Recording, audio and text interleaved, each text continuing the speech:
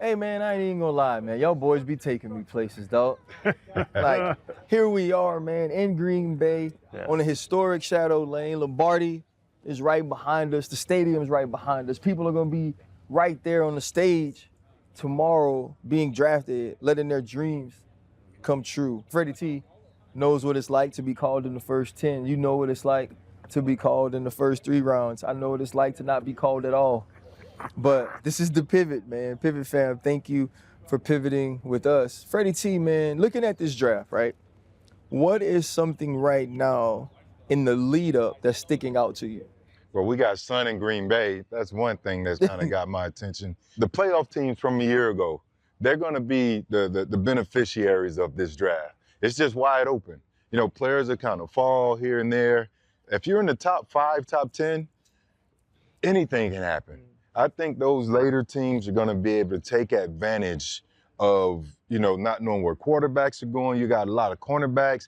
I think still they're deep in cornerbacks, so those teams will be beneficiaries of that. And that's really the one thing that jumped out. There's been a lot of talk about the shakeup in the top 5, top 10, and it's going to be real interesting to see how it all unfolds because I don't know what's going to happen other than the number 1 pick, which is supposedly Cam Ward. After that, who knows? GM's got to earn their money this year. GM's got to figure it out because there's going to be some hellified players taken this year that's going to be Hall of Fame type talent, but you have to figure out what you need or what you want or what your roster wants and all that stuff. So as it goes through it, like Freddie just said, as they're going through it, as I see you talking on TV all the time, man, it's changing. You don't know. Well, if they take him, then they might have to take him or he could jump and all that stuff. So I think this year is interesting because there's not those top 5 that you know are gonna go. You never know what these teams are gonna do. Cam Moore is supposed to go first. But I ain't hear nobody from the Titans say that. No, they said it. They said flat out going first. It is done. Cam Ward to the Titans is done. Is number 1. So now we got 2 through 270. What's gonna happen? But I think this year the GMs are really gonna have to earn their pay. You know, to me, the interesting sort of piece of this draft is the Shedeur Sanders piece.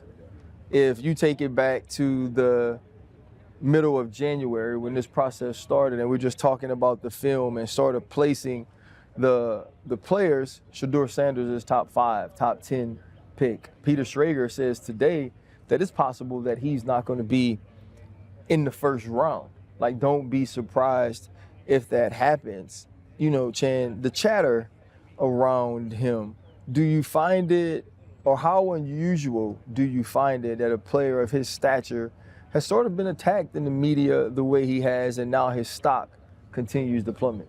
I hate that entitled story, report, whatever it was, because I think back, man, you're a starting quarterback. You're a monster. You're out there on that field.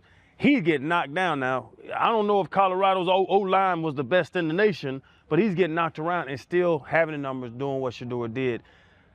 I remember there was a very cocky young man by the name of Johnny Manziel. There was a very cocky young man by the name of Baker Mayfield.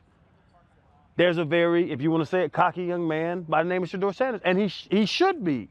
He can play this position. Why were they covered different? Why are people speaking of him different? I see people say, oh, the Deion effect. What's Deion going to do for that man on the field? You have film to watch. You have interviews to have. And now you bring the man's daddy up. His daddy's the reason he's here, from Truth Academy to Jackson State to Colorado.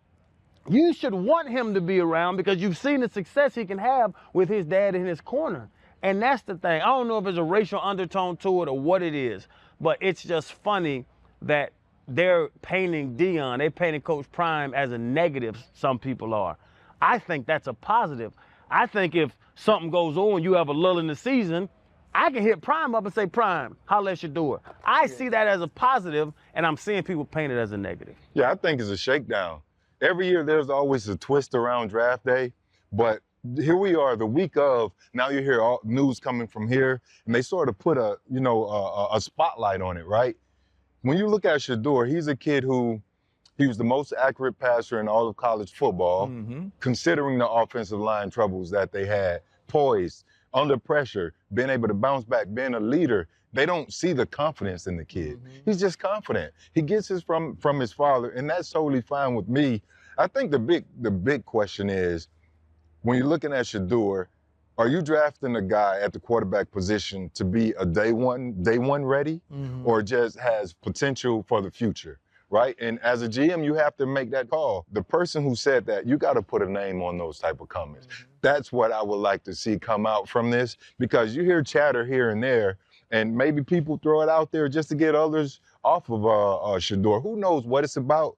But I think it's a negative light to sort of make those type of negative comments on this young man when, quite naturally, he's just a ball player. All he wants to do is play ball, and he's shown that he can do that, and I think he can do it on the next level too. And that's the thing too. I think people forget this is a game. If I want Shedeur, I can put out bad reports about him and make people look into it, and some people might fall for the bait. You want to acquire talent, and I think people forget about that other teams can put out bad reports because they want him to drop to them. I think Shedeur is going to go a lot higher than people are saying. I honestly do. My biggest problem with it is obviously the anonymity of all of the comments and all of the quotes and all of the things that we have had reported, whether it was Josina Anderson around the combine, recently with this quote from an offensive coach who says he's entitled, who says he puts the blame. I watched Shedeur Sanders get damn near killed for 2 years at Colorado.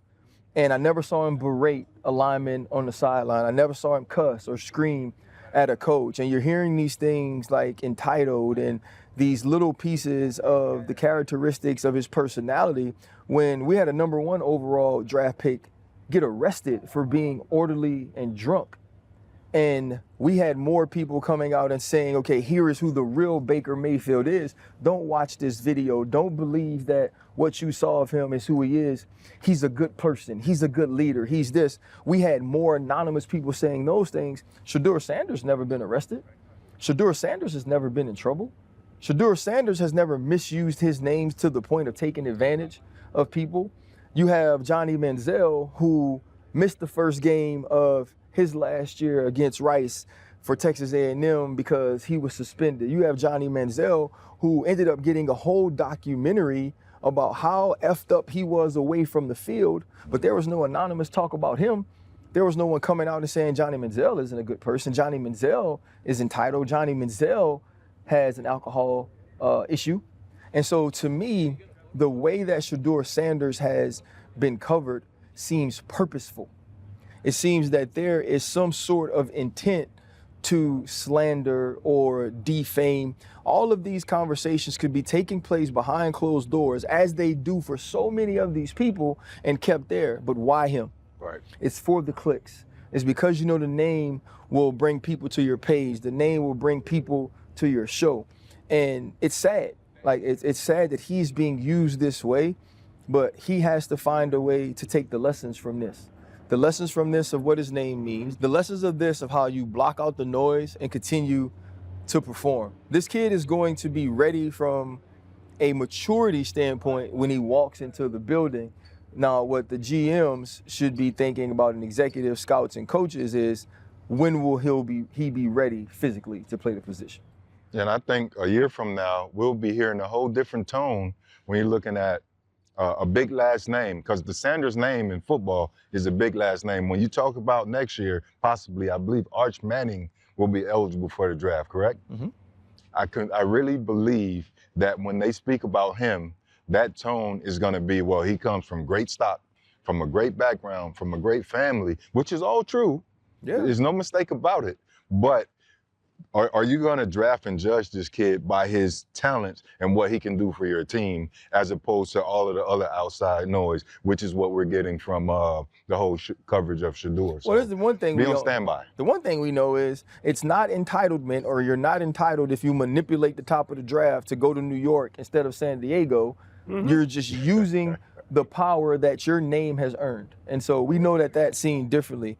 My last thing to ask y'all before we close about the draft, if there's one pick, one player, one team you'll be paying attention to, or one thing you'll be paying attention to, what will that be?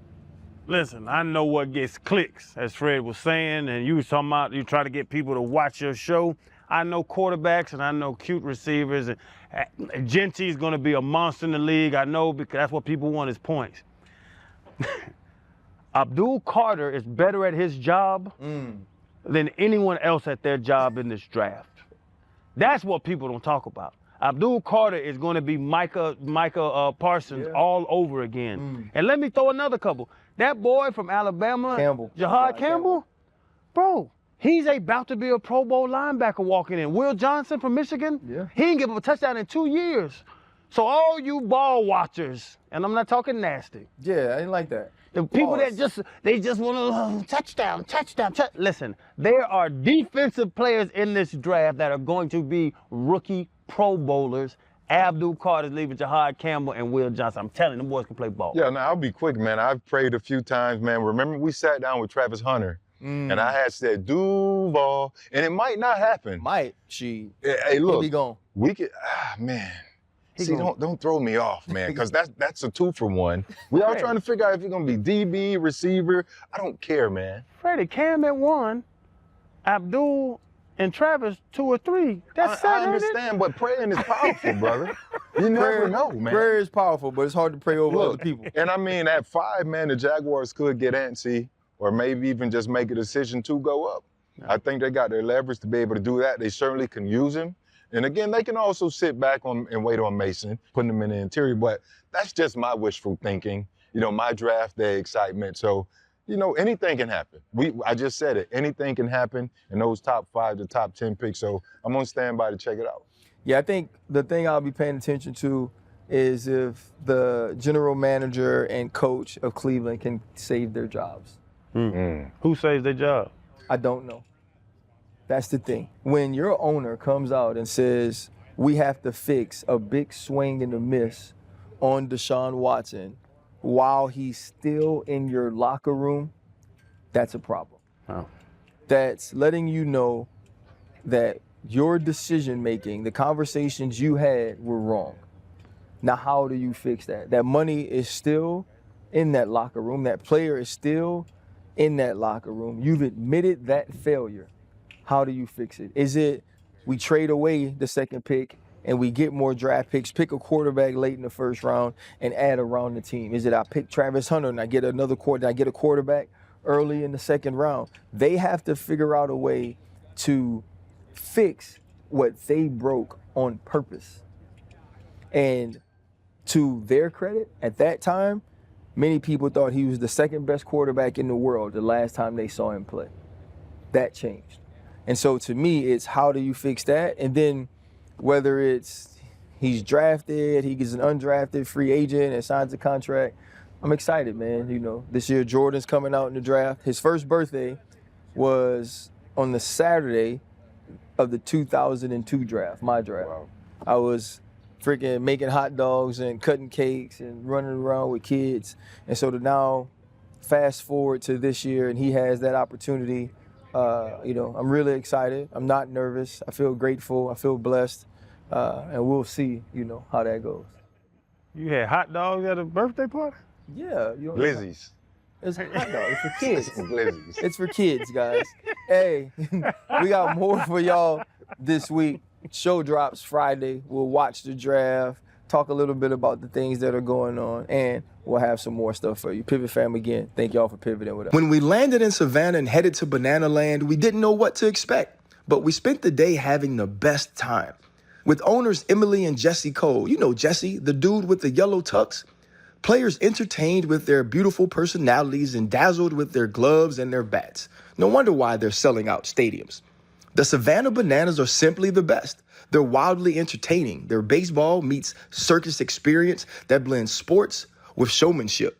They reinvented the traditional game of baseball by creating Banana Ball. It's faster, and it's a fan-first version of the sport with unique rules, dancing players, and nonstop crowd engagement. It's more than just the Harlem Globetrotters of baseball.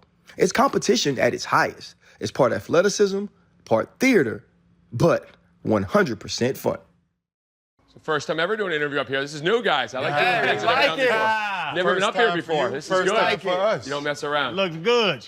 Did you guys have fun? Man, we had a great That was time. amazing, man. Thank That you was so really, much. it was really amazing. Thank you so awesome. much, boss man. A couple of first-timers like yourself, man. And what do How you many think- yellow what you suits say- do we have? I got 9. But imagine this with 80,000 on.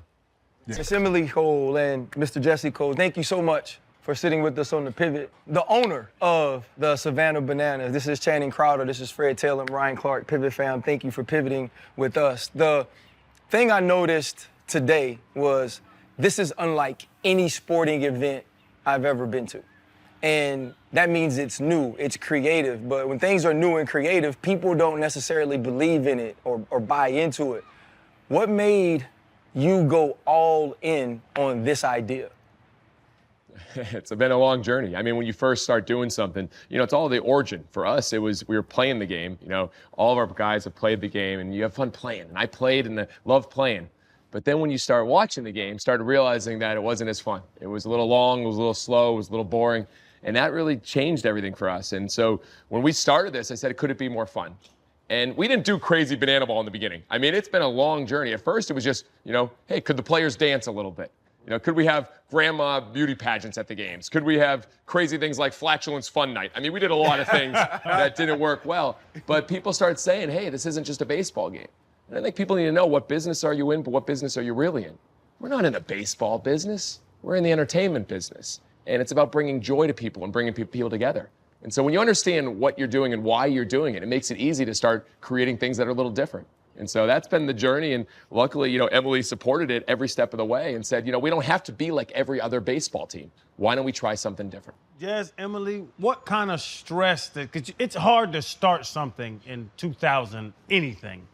Everything's been thought of. What kind of stress, financial stress, relationship stress did the Savannah Bananas put on y'all's relationship and y'all's, pocketbook, to be honest? Yeah, I love to think back about that time when we started because we were just so blindly optimistic.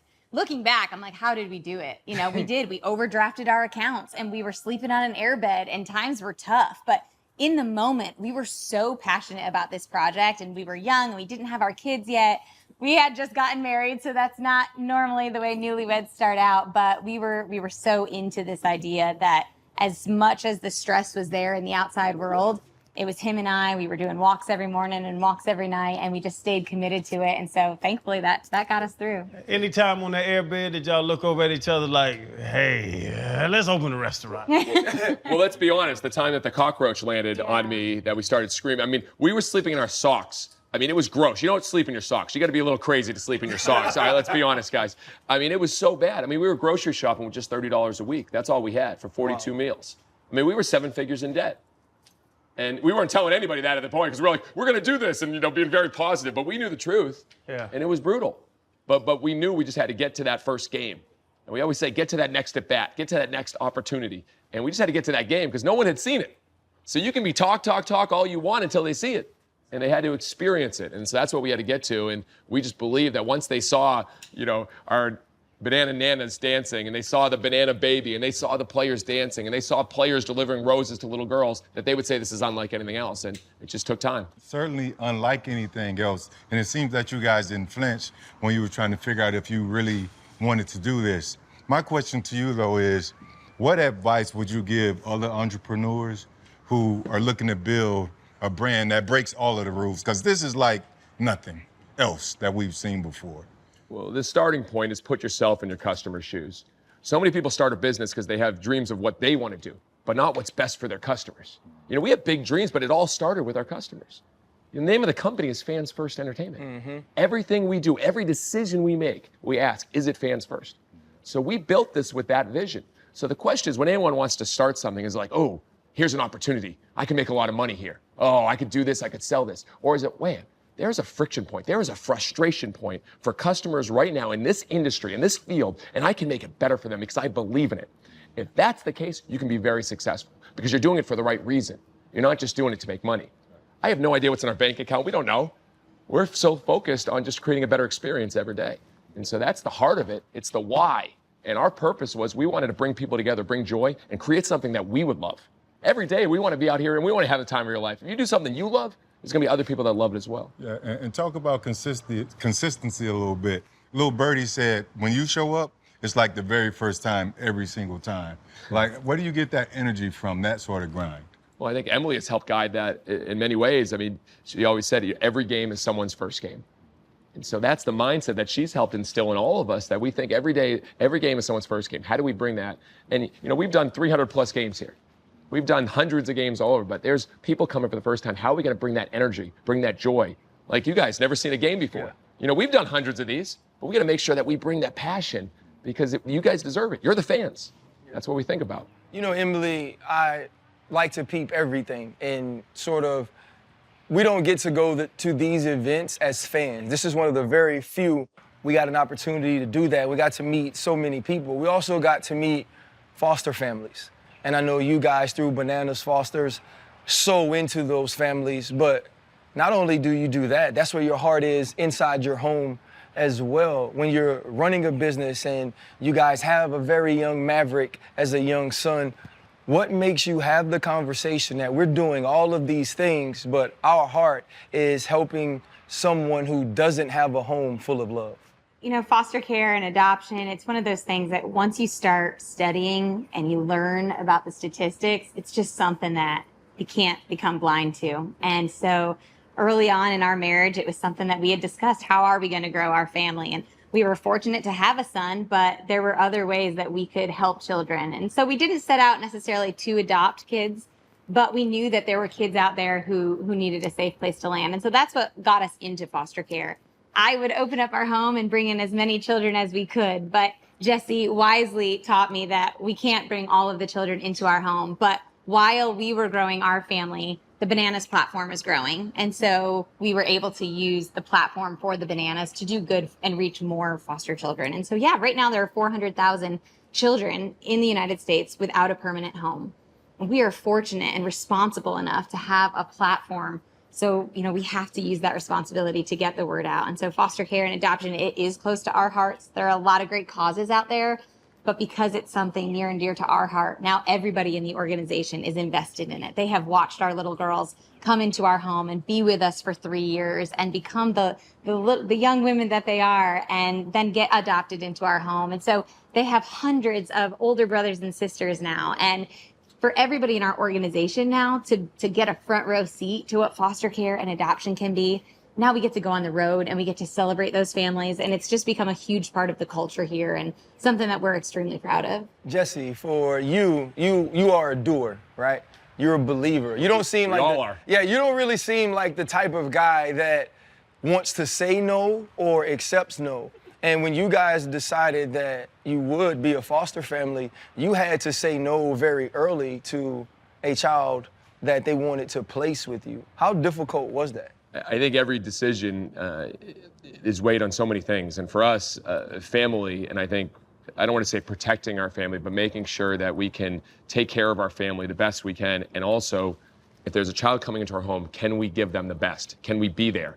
And for us, with our schedule traveling and moving around, those no's that we've had to say, it was like, we can't be our best for that child at the point. Understand, what are your non-negotiables? And I think we're still learning those every day, but it's family and our 3 kids right now. And how do we make sure now we're homeschooling, they're traveling around the country with us, and we're gonna make sure that we can give them the best life, and also try to keep opening our doors for more kids to be able to come in. And we've said yes to a lot more in respite over the last few years and continue to do it, even though it's crazy. I mean, we're running all over the world with this growing business and our 3 kids, but we think if there's an opportunity that we can take care of them, we'll say yes. Man, that's awesome, man. And that philanthropic thought, that philanthropic heart that y'all have, my man Jake gave me his goal back, and he actually won the game today. Yeah. He's a stud. He's a stud. He can hit, Yeah. but you're giving those players a second chance at playing baseball. Like you said, you're giving those guys a second chance.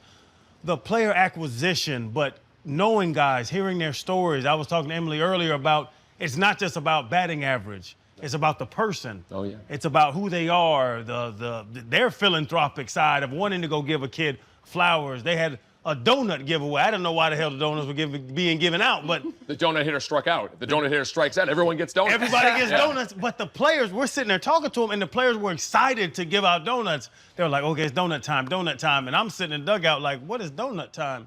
So even that with like the player acquisition and the human beings of y'all being so philanthropic, does it cross over? Because business and personal is supposed to be separated. Yeah.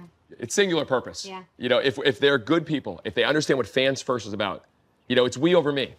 If someone goes over 3, it's not about that. It's about, did you go create a great moment for a kid, a fan? Because after the game, all these people that come in from all over the country, bucket list trips, they're not paying attention to maybe you struck out or you made an error. They want to meet you and see you and interact with you. And are you willing to get down on their level, get down to a knee? Are you willing to give a hug? Are you willing to sign an autograph and do a TikTok dance? Those moments are much bigger than anything they can do on the field.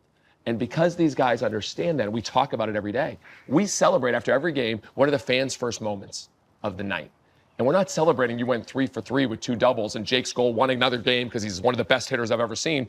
We'll talk about that to him and separately, but in front of the group, we're talking about those moments. And I think that's what, when you celebrate it, it's the well done approach. You can keep talking about the great things. That's what you keep seeing more of. That's very important to us. As you continue to grow and scale the business and his team, going from a local team to a national sensation, just touring around everywhere, like what's the end game? Like, what's the perfect vision as you see it? What can you share with us? There's no such thing as an end game.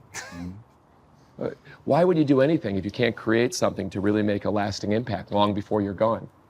For me, you know, I'm not focused, most businesses, they're focused on the next quarter. I'm focused on the next quarter century and beyond. It's a different mindset. You know, I want to see in 100 years, I've learned from Walt Disney. You know, in 1923, when he you know, came up with Mickey, I'm sure he's like, you know, oh, how can we make as much money? He wasn't thinking about that. He saw something that could bring joy and bring people together. In Disneyland, a living, breathing thing. And he said, well, always plus the experience. I've got my inspiration from Disney. And so you think about that. I mean, there's no end game. I mean, we've had investors reach out all the time. But what else would we do? We love this. And we get opportunities to bring people together and do more of it. So, you know, I think, how can we grow this? I believe there's a world in 5-10 years where the first ball a kid picks up is not a basketball, a football, it might be a yellow banana ball. And I think that's crazy, but I think if you continue to show how the game can be fun, and it's not always the serious competitiveness, that it can be fun, but can also have that competitive nature. I mean, you saw the game. I mean, it's intense. They want to win. Yeah. I think that joy, that fun, if we get kids playing all over the world, that'd be amazing. There's 600,000 less kids playing Little League Baseball than were just 5 years ago. Why can't we get more kids playing? So I think about that. I think about the joy we can bring. For me, it's seeing you run around the studio I work in very often with Dan Orlovsky and realizing that you guys are going to be in NFL stadiums and major league stadiums. You've already been to Clemson. You've been in Raymond James. This game continues to grow, not only for you guys, but for the entire world. You'll be in Tennessee at the Titan Stadium this upcoming week. As you've seen this thing grow from 2 people that got, I guess, married on home plate in the rain, as you've seen this thing yes, grow. which is amazing. It's crazy. And she keeps saying yes every day, as you do. For you guys, how great is it to see how far your belief has brought the Savannah Bananas and all that you envision? For us, it's always going to be about the fans. And so, yes, it's amazing to be in those stadiums. It's amazing to be in any stadium. It's amazing for the hundreds of people who go with us. Anytime, any stadium, any venue that we can create fans' first moments and bring joy to people, that's what it's all about. You know, it doesn't matter which stadium. It doesn't matter how big. 5,000 people here, 75,000 people there. Every single day, we are just showing up and being our authentic selves and trying to create joy in the world, and that's what it means. Walt Disney said it's kind of fun to do the impossible, and I think that's an exciting thing, to do things that people said could never be done. And I hope that it inspires others to not put limitations on themselves. All these players that have played for us, you know, a lot of them, Jake Skoll, first-round pick, a lot of guys, professional players, and then they just get that opportunity, and it was over. You know, even our male cheerleading team, Dad Bod cheerleading squad, the Bananas, the Banana Nanas. None of this existed as an opportunity. They were just line dancing, the Banana Nanas. The Banana Band, you know, they played in high school, they played in college. But now, think about what they all get to do and we get to do together. Performing in front of 75,000 people, performing in football stadiums, performing in places in the next few years that people never imagined. I think if we can show anybody that there's no such thing as a limitation, that they can dream big and just keep doing things that they love and have that passion behind it, hopefully it inspires other people to do the same. And I think there's a ripple effect. So belief is everything, but it's, are you willing to step out there and not be afraid of failing? Because we failed every step of the way. People don't realize, but people aren't talking about the failures from 5, 6, 7 years ago. They talk about your hits. The question is, are you willing to keep coming up to bat? So we're going to keep trying things, keep doing new things, and hopefully showing other people what can be done when you're not afraid of doing something no one else has ever done before. Jay, you said how people from around the world come to see the Savannah Bananas. Does Savannah show y'all the respect it is? Because I'm from Atlanta, I know where Savannah was, but I know it's some people that watch and they're like, where the hell Savannah? Like, does Savannah show you the love they should for putting it on the map?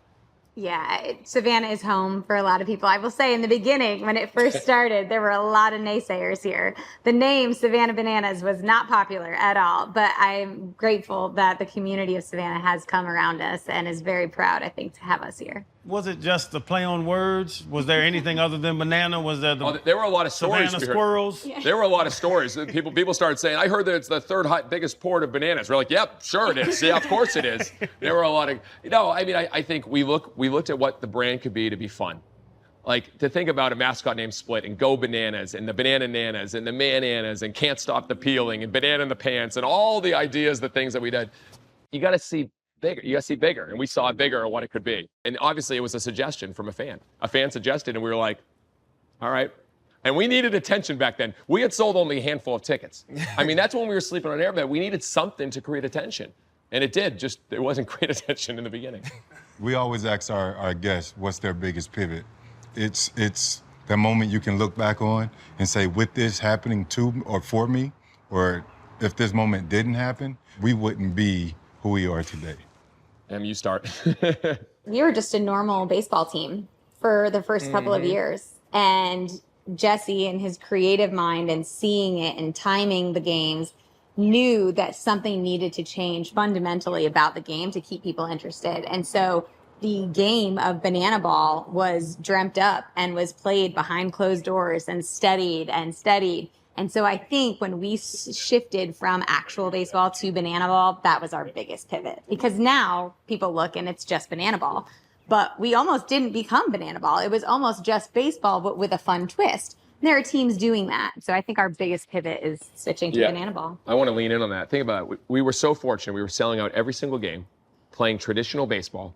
We were winning back-to-back championships. The business was tremendous. We were doing things, that were really special. But what we saw by going back to our roots and putting ourselves in our fans' shoes and seeing that it was traditional baseball and fans were still leaving games early. Even with all the entertainment, there was a fundamental problem with the game. Because we could entertain like crazy, but the game was still too long, 2.5, 3 hours. And we said, no one is asking for this. But what's the future? What does our future fan want? What is the fan that hasn't even come yet because it's still traditional baseball? We were criticized. We lost a lot of fans at the beginning there. We had people say, this is wrong. You can't do this. But I believe if you're not getting criticized, sometimes you're playing it too safe. The only people that get criticized are people that actually go out and do things. And so we had to do it, and it was messy. The first games of banana ball weren't like what you saw today. It was chaos, because you're inventing something. And you had to be able to get through that messy to get to the grade. So that pivot changed everything, because we're willing to go with our intuition and what we believe. If we were a fan, we would love, and not 1 year, 2 years, 5 years, 10 years, 20 years, and beyond. That was what we were thinking. You mentioned, what was it, flagellants? Flagellants. That was like the whoopee cushions? Yes. Or whatever it was. And then finally you get to, someone loses a family member in Afghanistan, and you, on your field, show them remembrance and show them love and appreciation for what they've done. And it felt like that was those moments that allowed you guys to find your yellow suit. What can you say about the people that put in work every single day along with you here that, man, this felt like family today? Everybody we walked up to, every room we were in, everything we asked for, anything we talked about, there was so much pride in everything that they did, down to the Reggie aid that, the bananas drink. What can you say about all the people that pour into what this has become? The culture is so intentional. That is the magic piece of all of this. We would be nothing without it. And I truly believe that. We put so much intentionality into our hiring and into who we are bringing in here. We are looking for the best humans to be here because we all continuously raise the bar and bring each other up. And when you're surrounded by a sphere of influence that is extremely positive, and they are A players, and they are people who are setting new bars and setting new standards, I mean, the limit is the moon. And that's what we truly believe. And so we are so intentional about that culture. It means a lot that you noticed it because we care about that so much. Yeah. It all comes down to care factor. And it starts at the top, and I'm not looking at myself, I'm looking at her. And you know, the culture that she taught, I mean, she spends hours walking around talking with our people and just talking, making sure she cares for them. But the story that our head coach talks about all the time was 3-4 years ago when we didn't have turf, we had a field with, you know, challenges, let's put it this way. And we had a big championship game and the grounds crew wasn't able to get out there. And there were literally weeds coming up from the outfield. We had a championship game and there were weeds coming out and we couldn't get the grounds crew out there. And our coach turns and sees Emily down on her knees with scissors cutting all the weeds in the outfield for an hour. And there should have been a better way than using scissors, but she was out there for an hour. And that's not her job to go do the weeds, but it is her job. And there's the same reason why myself, her, everyone else, we'll go around the ballpark and we're picking up trash. We're all trash people in this. It's a care factor. And so when you understand that when the people at the top, there's not anything that we haven't done in this organization. When we first started, it was just a few of us, and we did it all. And we weren't great at it, but we gave it our all. It's a catalyst to everyone else, and it's contagious. And when you care, you know, it changes everything. You guys know this. Yeah. If you care more than anyone else, good luck stopping you. Yeah. Because that care factor is going to keep going even when it gets hard. And that's what all our people do. That's why I'm so proud every day to work with them, because I know they're going to care more than anyone else. Yeah, I think that's beautiful. You know, we talked to a coach, and he said to us, you know, people don't care how much you know until they know how much you care. There you go. And that's about them as individuals and also about the thing that you're doing together. This was truly like one of the most amazing sporting events we've been to. Thank you guys also for involving us. You know, that's what made it feel like family. That's what made it feel so welcoming. Best of luck as you continue this tour.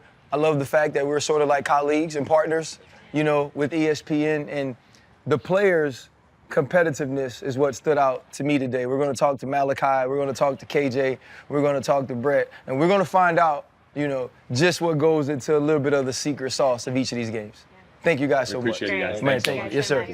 There's my guy right here. Yeah. You know what I'm saying? I've been ready. Y'all tired yet? Yeah. We had a good Oh, time. we hanging in, dog. Long night, You know early how it morning. goes. What's up, baby? You know how it goes. I'm emotionally stressed. I feel you. These games are crazy, bro. Oh, yeah. A lot of stimulation. Yes, Yeah. yes. That's KJ, right. Kyle, Jackson, bro. Yes, sir. I'm gonna say this, right? You know, they sent me a little list of the people that was gonna be on the show, and the thing it says, fastest rising star, both on and off the field. And so, you know me, I was like, well, let me go see. And the first thing I said, I was like, some other F are pretty. I was like, I don't know if he's athletic at all. I said, but he is pretty. Is he handsome or pretty? He's pretty. I'll take handsome. I appreciate it, but I'll take that. I think I'll take that instead. Hey, Chan, they don't let you run out with the little girl and slide and all that. You know what I mean? If you ugly. They don't get a baby to the ugly dude. Nah. And I say all that and I'm joking. Bro, I want to go back to your back surgery, though. Yeah. Right? I want to go back to not ever knowing if you could do the thing you wanted to do more than anything. Yeah. Take me back to laying in that bed, taking that picture at that age with all those question marks. Yeah, so I went to college and I thought I was gonna be a big leaguer. Everyone told me I was gonna be a big leaguer my whole life. All my friends and family, oh, you're going to the MLB, bro. Like my high school friends are literally like protecting me as the guy's going to the MLB. It was weird. And that's what in my mind, that's what I thought I was. I'm messing around with my friends in my apartment, innocent fun, just having a good time, mini hoops up. I go to jump and dunk on one of my boys, takes my legs out, crack my face off the counter, seeing white, didn't know what was going on. I just am reacting. I just see blood on my face. I don't know what's going on. I get up and look in the mirror. I got like a cut on my face. I'm like, oh, darn. I'm like, nah, I ain't gonna be pretty. I'm like, y'all messing me up. I'm like, this ain't cool. And I'm telling them, I think I need stitches. I go into the hospital. They didn't stitch me up that night. They just had too many COVID patients or whatever. And my back didn't even hurt yet. And that's just my face. I'm like, darn, man, I need stitches. I already know. 25 stitches and glue the next morning. 2 weeks go by. I'm like, man, my back is killing me. I don't know what's going on. I felt my neck crack when it happened. Everything cracked. And about 2 months later, sciatica. My left leg isn't working. My left hip on fire. It's like it's being stabbed every day. Couldn't move, couldn't sleep, couldn't stand. 3-4 months in a row at 19 years old, didn't sleep. I was still playing my season. My coach is telling me, you got to be third baseman, you got to bat leadoff, you got to be the captain. Like, you have all these roles, you got to go to the MLB. Yeah. And I'm like, I can't walk. I can't even tie my shoes. And I'm still trying to play for him. I go to dive, make a unathletic play, slide, felt a rupture, everything, couldn't move. My teammate lifts me up, walk off the field, and I tell him I'm done. I have to be. Like, it's hard to take yourself out of a game as a 19-year-old kid. I'm a kid, I want to ball out. And I looked him dead in the face and said, I have to be done. Like, I know something's going on. I can just feel it. Can't walk. They tell me, yeah, you have a ruptured L4, L5 disc, and you might never be the same, but we're going to take it out. We're going to have a surgery. And I'm freaking out. I already signed my contract to go to the Cape Cod League. I'm already ready. I'm trying to go to the MLB. And they tell me, yeah, you're going to have this surgery on June 10th, and you're bedridden for a whole month. Can't walk, can't get up. And I'm a kid. Just turned 20 years old a couple weeks before my surgery, and I'm stuck in bed with no one to visit me. My teammates are all playing summer ball. My family's in Toledo, and I'm in Cleveland at Kent State, and no one's visiting me. I'm just alone in the bed, just fighting it. And I'm supposed to be doing all this and doing all that, being a big name for myself. So that was like a really pivotal moment for me to go from thinking you're going to be the talk of the town your whole life to I might never jump again. I might never walk again. And I was the athletic football, basketball, baseball, all state. I thought I was going to be the guy, and everything stripped away within one innocent night, just trying to have fun with my boys. Wow. Crazy. Yeah. And the what ifs of that, does that still get to you? It did. It did for a long time, I'm telling you. Like 6 months after that, I was beating myself up, man. Y'all should have seen me 3 months. Like, I was like that. In high school, y'all couldn't have messed with me. And yeah, it was what would have happened if that never happened. I'm looking at my friend. We have a video of it all happening too, like the injury when it happened. We just propped up my phone, and I see my friend take my legs out. He apologized. He's like, if that would have never happened, where would you be right now? And after a long spiritual journey, growing, trying to just be a better person, I realized that my value is never going to be baseball. My value is never sports. I was blessed to be good at sports and athletic ability and all of these attributes to shine and be a light for people to see, but it's never about sports. Being athletic is cool, and that's what I tell people. Like, athleticism is cool. Baseball can be cool, but athleticism is cool. You can just appreciate it, but that's not who I am. And who I am is trying to be a light for someone, trying to be a role model. I'm a young kid, but I still view myself as a role model for someone. I don't know who it is, but someone can view me as a role model and be that light for them. So that was what I took away from it the most. I needed it. I went from thinking I was the top dog to I was humbled immensely, and I needed it and I loved it. And now looking back, it's the best thing that's happened to me. Yeah, but even in that journey, you lost a lot of yourself physically. Yeah. And your dream on being a Major League Baseball player. But mentally, like, how were you able to continue to push forward, right, mentally? And then also, how much of a blessing in having this second chance opportunity to play a game you love with the Bananas? Most definitely. And I have to, honestly, I give all the glory to God. My faith has carried me no matter what. But my mom and my dad, ever since I was a little kid, my two brothers, we are the most tight-knit, the Jackson 5. The Jackson 5 doesn't mess around. That's hard. They got my back more than anything. Even if I got a C on a test, my dad, you get an A on the next one. I guarantee it. If I do something bad, I strike out to end the game, my mom's like, I bet you hit a home run tomorrow. No matter what happened, bad, good, whatever, they were telling me something good's gonna happen to you because that's what they believed, and that's what I started to believe. Something bad happens to me, something's gonna open up. It has to, because that's just how I've always been driven and raised, and my family, I can't thank them enough, really. Yeah. Bro, I'm sitting there, right? You know, we became fast friends today. You know, our competitive natures are very similar. Oh, yeah. You know what I mean? You was next to me during the Rose flick, right? We felt some type of way. I'm not the Bachelor, so keep the roses away. That's what I tell them. Keep it away from me. Hey, honestly, you might be one day, Phil. That'd be awesome. That'd be cool. Yeah. Right now, I'm staying here, but doors open. You might be the Bachelor one day. That'd be cool. You know, for you, though, that competitive spirit never leaves. Yeah. And, you know, being here with the Savannah Bananas, having an opportunity to compete, and there's all the entertainment pieces of it, but talk just about the competition.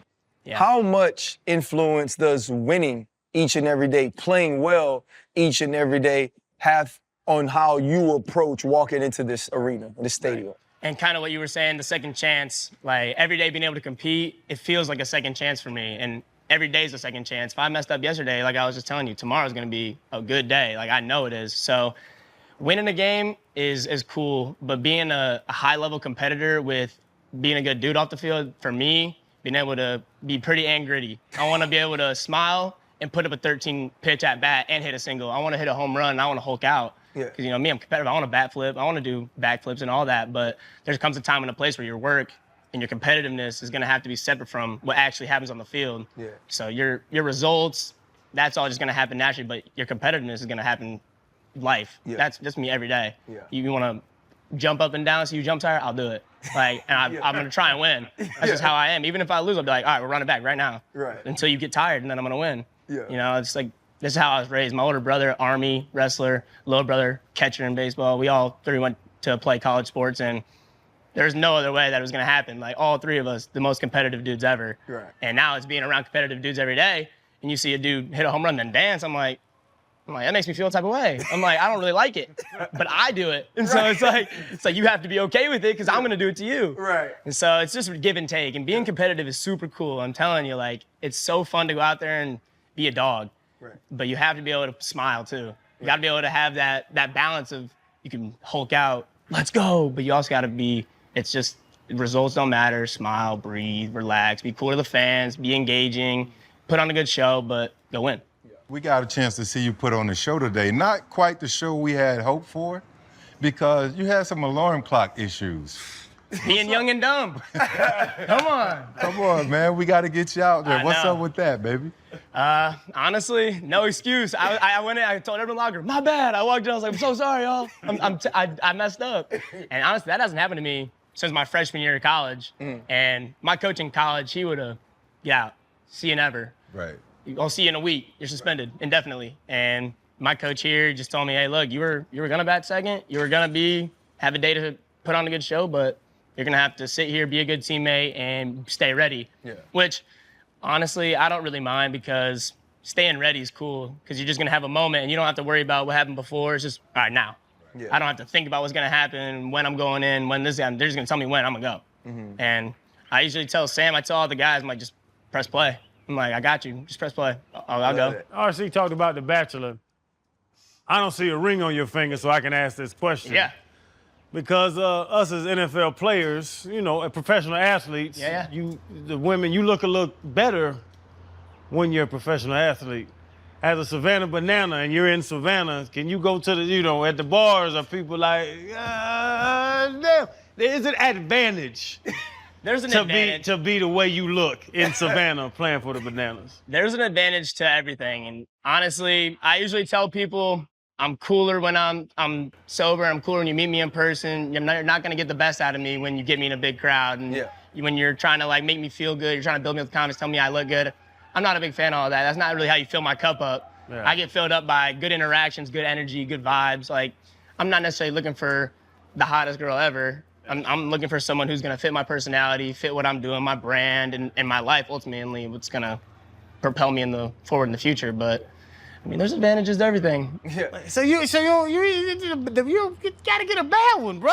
You got the pretty eyes and the little hair fluffies. And... Matter of time. It's a matter of time. I'll tell you now, it's a matter of time. Hey, KJ, man, I was talking to you earlier, and I was saying, hey, look, you know, as this game grows, as the Savannah Bananas grow as an organization, like, you guys can utilize that to continue to grow your brand as well. As with anything in professional sports, it starts on the grass.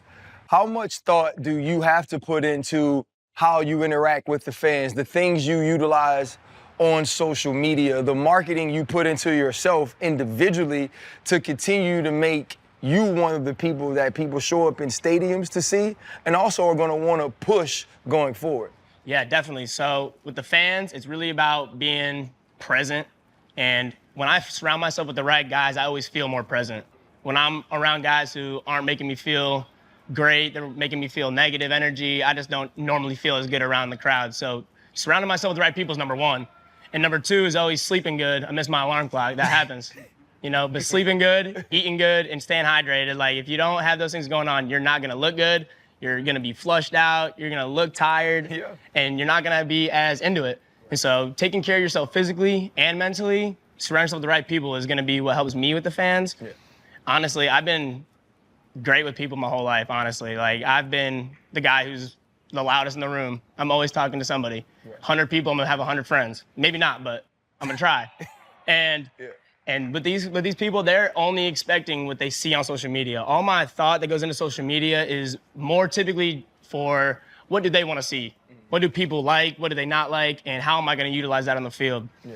And so a lot of people, like you said, like they think I'm pretty and they like to talk about the looks. And so before the games, they announce me as pretty and gritty because, yeah, it's about being pretty, but gritty is, grit. We all played sports. Like, if you want to get down, let's get down. Yeah. I'm like, okay. Like, I'll go 15 pitches with you and I'm going to get a hit. Yeah. And I'll slide head first into first base, which no one does, but that's just how I was raised.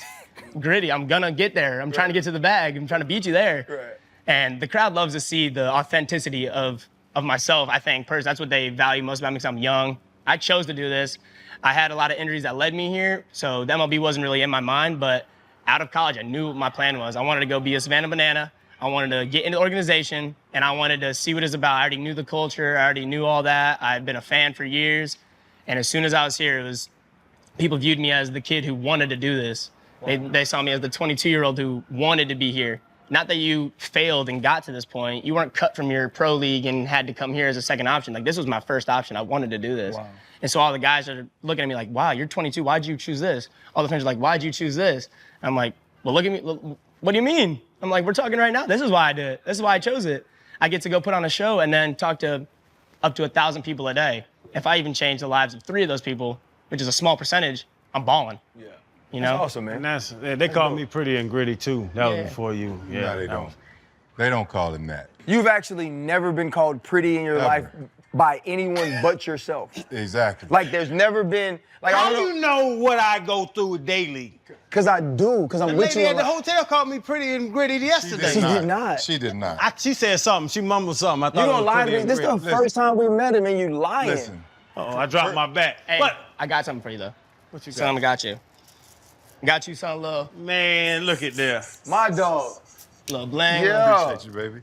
I know I got on top. Oh, he stretches. I got you. Yeah. I got you. Hey, it stretches. We on top. Hey, but I was gonna ask you because about this, it's sports and the sport of it is what surprised me today. It's so y'all can ball. Oh yeah. You can. You couldn't start, but you got a hit.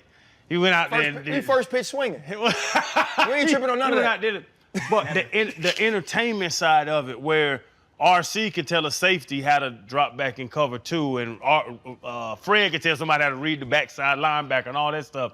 But the entertainment side, you being a natural extrovert, did you have any vets or do you kind of talk to guys? Because I've seen some guys that aren't as outspoken as you, aren't out there dancing as you. Like, is that a part of being a teammate where you'll hit a teammate like, bro, you need to come get this TikTok dance down? Oh, definitely. There's times where I'm bringing people with me, trying to get them to be more outgoing, but there's also times where the best advice comes from the quieter ones, like the dudes who are taking it from a bigger lens, they're viewing things, they're older than me. Like my buddy Prime on the team, for example, he's 10 years older than me. And we hit it off first day. And I was like, how old are you? He's like, I'm 30-something. I was like, 30? I was like, are you serious? I was like, I graduated yesterday. I literally graduated yesterday when I met him. I was like, dude, this is crazy. And we hit it off right away. He's telling me about life, helping me with insurance. He's helping me with my W-2s. I'm like, thank you, I needed this. And so you help me learn a little bit, I'll keep you young, is what I always tell him. Like, you just teach me how to go through life the right way, I'll keep you young. So I love doing it. And so it's very mutual here. Symbiotic relationship. Very symbiotic, yes. Go ahead. So Uncle Freddie, the quiet one, he gonna help you chill like Prime. Don't listen to this uncle. He's the bad uncle. We gotta go to the riverfront together. And Uncle RC, Uncle Ryan, he knows you're pretty. He's a Kappa, so he gonna try and recruit you. But I want to ask you though, how was Unc on the mound dancing today though? What you rate his moves? 10 out of 10. I told him before, I was like, hey, look, we got this. Just confident, come with me. We're going to be all right. Okay. He went up there, front and center. They said you're going to be on the mound with no one else near you. We're on the 4 corners in the middle. And most people don't do that, by the way. Hey, Jay, did you see that? Did you see that little tight hip? I was in front, but I was turning around. You heard me. I was like, yeah. My dog was making, bro. Chad, you see they didn't ask you. You ain't see your little tight hips? I don't know how you got babies. But I'll tell you what, that is brave because we've had a lot of people come on, a lot of stars, a lot of people who have been in a lot of places. and no one's really willing to dance because dancing is something that's a little vulnerable, a little bit out of the ordinary, especially for the NFL. Like, most guys aren't twerking. I'm gonna be honest. I'm gonna be honest. Me and you both, where he did that, you said, we doing this? You heard me. I looked at, I was like, yeah, for real? I was like, damn, I mean, I gotta do this. Yep. That was the first time I twerked all year. I've been putting it off. I've been holding on. I was like, if you can really dance, I don't need to twerk. You know, if you can dance, why twerk? But he did it, and I was like, you gotta do it too, man. I was like, we're together now. I was like, all right, I'm gonna cover my face. 10 out of 10. Good Nah, job. man. That was sweet. But nah, bro, I appreciate you just not only all the conversations the entire day, man, but the energy. And I think the one thing that stands out about what you said was you chose to do this.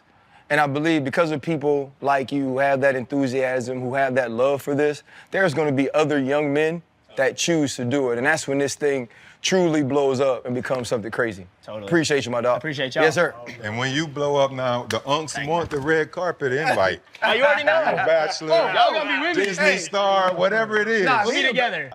You walk slow. I only move fast when I need to. You walk slow. We saw that. Oh, yeah. You ran away from Channing because I thought we were supposed to have a little racer But we race. can go do it right now. I'm You still hot. definitely The engine vanished. is still I can turning. read it now. Malachi Mitchell, Flash, scared to race Channing Crowder I fear God. after he saw Channing run I fear 278. God. The man up top. I'll race anything. Okay, I'll don't put you in try a me. Lambo. I still probably get you. Man, Malachi Mitchell, man, Yes, sir. Savannah Bananas, thank you for joining us. You know, you're not just the helmet. You're not just the mitts. I told both of these dudes, man, you're a Gainesville guy. Yes, sir. You know what I mean? Talk about being at Gainesville High, playing at FAMU, and now transitioning into doing this and becoming a star and building your brand based off of what you do in this field and what you do entertaining. My path to here was a little bit different than a lot of these guys, and I haven't really shared that story with many people.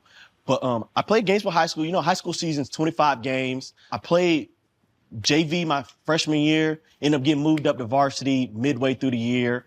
I didn't play much because of seniors. Get hurt my junior year. I ended up going D1 to go to FAMU. I was still undersized, small, all of that. And my coach told me I needed to be 175 pounds. I graduated at 125 pounds from high school. And he said I needed to be 165 pounds in order to play at FAMU. So I spent my time in the offseason learning how to hit the weight room, learning how to eat, just so I could get up to 165 pounds. Well, my redshirt year was technically like the only year I actually played an entire year. After that, I got hurt every single year. I'm finger, collarbone, broken leg, anything. I didn't ever play a full baseball season unless it was in high school or until I came to the Savannah Bananas. So it was just a little weird. I played 4 years at FAMU, won a championship there in the MEAC in 2019, transferred out the next year, came right down the street here to Savannah State, and COVID hit, so I didn't get to play a full year there. And then I went back to FAM, graduated, didn't play ball that year, and then I came over here to the Savannah Bananas. My travel ball coach tagged me in a tryout on Twitter, and I was just like, you know what? I was trying to do the whole independent ball thing. I was working for $10 an hour at Tijuana Flats. Dang. And it was a tough one. And I just didn't have the money to go to independent ball tryout on my own accord because they're like $2,500, $3,000 just to go and try out. That's not food, that's not hotel, that's nothing. But the Bananas tryout, $25. When you show up, you get your $25 back. And also the first 10 people who showed up end up getting a free hotel room. I was the second person to sign up. So I got a free hotel room for the weekend, $25 back. So I was able to eat while I was there. I ended up making the team. I tried out as a shortstop. They liked me because I was quick and I had hands.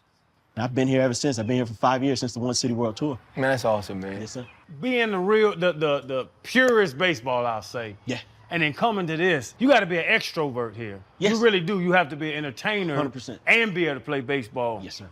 Have you seen guys struggle? Did you struggle with not just worrying about, batting average, the ERAs, but worrying about, man, I got to learn this damn TikTok dance. Yes. So the One City World Tour, we played 4 games, and I tried out as a shortstop. They picked me up as a shortstop. Before the first game, they called me. I'm on my way from Gainesville. I'm probably 2 hours outside of town. And they were like, hey, Malachi, we had a lot of college guys try out. We don't have no outfielders because, back then with NIL and stuff like that, you couldn't pay college guys to come play. If you pay, NCAA eligibility was fried. So I was like, dang, you know what? Yeah, I can play center field because I played outfield at FAM for a couple of years. I was like, I'll do it. Those 4 games, all I could worry about was not striking out, getting on base, stealing the base, make sure I catch the ball, this and that. And I played terrible. I think I struck out 3 times. I had 2 hits. It wasn't anything too crazy. It wasn't like, oh, we're going to invite you back, right? That was in March. Come October, I got a phone call like, hey, Malachi, we're going to do a secret tryout. I want you to come play in this breakfast bowl, right? And I had to think about the last 4 games. And I was like, you know what? If I'm going to come out here and it's going to be my last time playing ball, I'm going to have the most fun I ever had in my life. I went out there and I just had fun. I ended up batting 450. I hit my first homer ever when I was 21 years old. Wait, when you say ever, is that like? Ever. I mean, Little League, high school, college. I hit my first homer ever at 21 years old playing for the Savannah Bananas. Wow. Just because I was just having fun. I did not care. I said, I'm going to have fun. If it wraps up, it wraps up. I played so good. It was like, you know what, Malachi, we got to bring you back. You came out here and you whooped up on everybody. We're going to find a position for you. We're going to find a way to have you play. And then we came up with a designated runner position. And I've been ripping bags ever since. Man, I love that. Hey, can you speak to the culture here and the ownership? Because you said you went to try out. Other places it was over $2,500, but coming here was $25. Yep. And you got your money back when you showed up, and you got an opportunity to get a hotel room. What does that say about the ownership and the culture that they're creating around here? You know, the way I look at it, looking at it now, when I signed up to try out and I knew nothing other than they were a college summer league and that they had fun, looking at it now, they take care of people. It's something that you're born with, you're raised, how to treat people better than the next person, or you don't take away from people and say, hey, I'm going to treat you differently than this person, blah, blah, any of that. It's just like, this person might be going through a hard time. You don't know what people are going through, but I'm going to treat you to the highest of standards and we're going to take care of you. And that is what when looking back on that time, that's what I see is they were just treating us to the highest of standards, you know? Being here today and thinking about what you guys are embarking on with the big stadiums. You've already played at Clemson. You played at Raymond James. You guys are going to play in the Tennessee Titans Stadium, Yankee Stadium eventually. You know, we're talking about all of these iconic symbols of places that sporting events have taken place, and you're going to be a part of that. Yes. You're a big part of that, both on the field and also what they do from a branding and marketing standpoint. What has finally getting to this place taught you about persevering through adversity, as you mentioned you faced so many times in your career? I'm going to take you guys back about 6 years. Before I transferred out and I went to Savannah State, before we knew anything about COVID or anything like that, I was hanging out just in school. It was a Friday night. Obviously, we going out, whatever, hanging out with the boys, come home late, go to sleep. It was like mid-morning time. I should have been waking up, but I didn't have nothing to do. It was a Saturday, and I heard my door open, but I'm just laying there with my eyes closed, facing the wall. And I hear it shut, and I hear footsteps walking up to the side of my bed. A hand gets placed on my shoulder and says, don't worry, everything's gonna be all right. In this moment, I don't know what's going on. I'm like, man, I just had some drinks, whatever, maybe I'm tripping. It felt like my mom, right? And it's just, don't worry, everything's gonna be all right. And I didn't want to move, I was terrified. Footsteps walk away, door shuts, nothing. I wake up after that and I'm like, you know what? I don't know what's about to happen, but whatever it is, I need to fight through this and keep it pushing. And I end up going to Savannah State, COVID happens, all this stuff. I go back to FAM and I'm just like, what's next for me? I don't know what it is. And then this falls in my lap and I've just been running with it ever since. And all I can tell people whenever they ask me about adversity and things like that, you might not get that hand on your shoulder that tells you to keep pushing. Everything's gonna be all right. But I was blessed enough to have that hand on my shoulder and tell me to keep it pushing. Everything's gonna be all right. So whenever I get the chance, I tell people, man, keep it pushing. Everything's gonna be all right. And how do you stay in it? Like physically, mentally, you know, with everything that goes on with it all, how do you like stay engaged? It's the fans. I come from FAMU. We max play in front of 40 people. When I was a kid, I dreamed of playing in these sold out stadiums under the lights, when I looked at myself, my jersey didn't have a name on it, didn't have anything. It was just, I was on a baseball field, sold out, kids screaming names, and I'm signing every autograph there is. Because when I went to baseball games, baseball's majority white sport. When I'm sitting here and I'm yelling for, a big leaguer, hey, can you sign this for me? Can you sign this for me?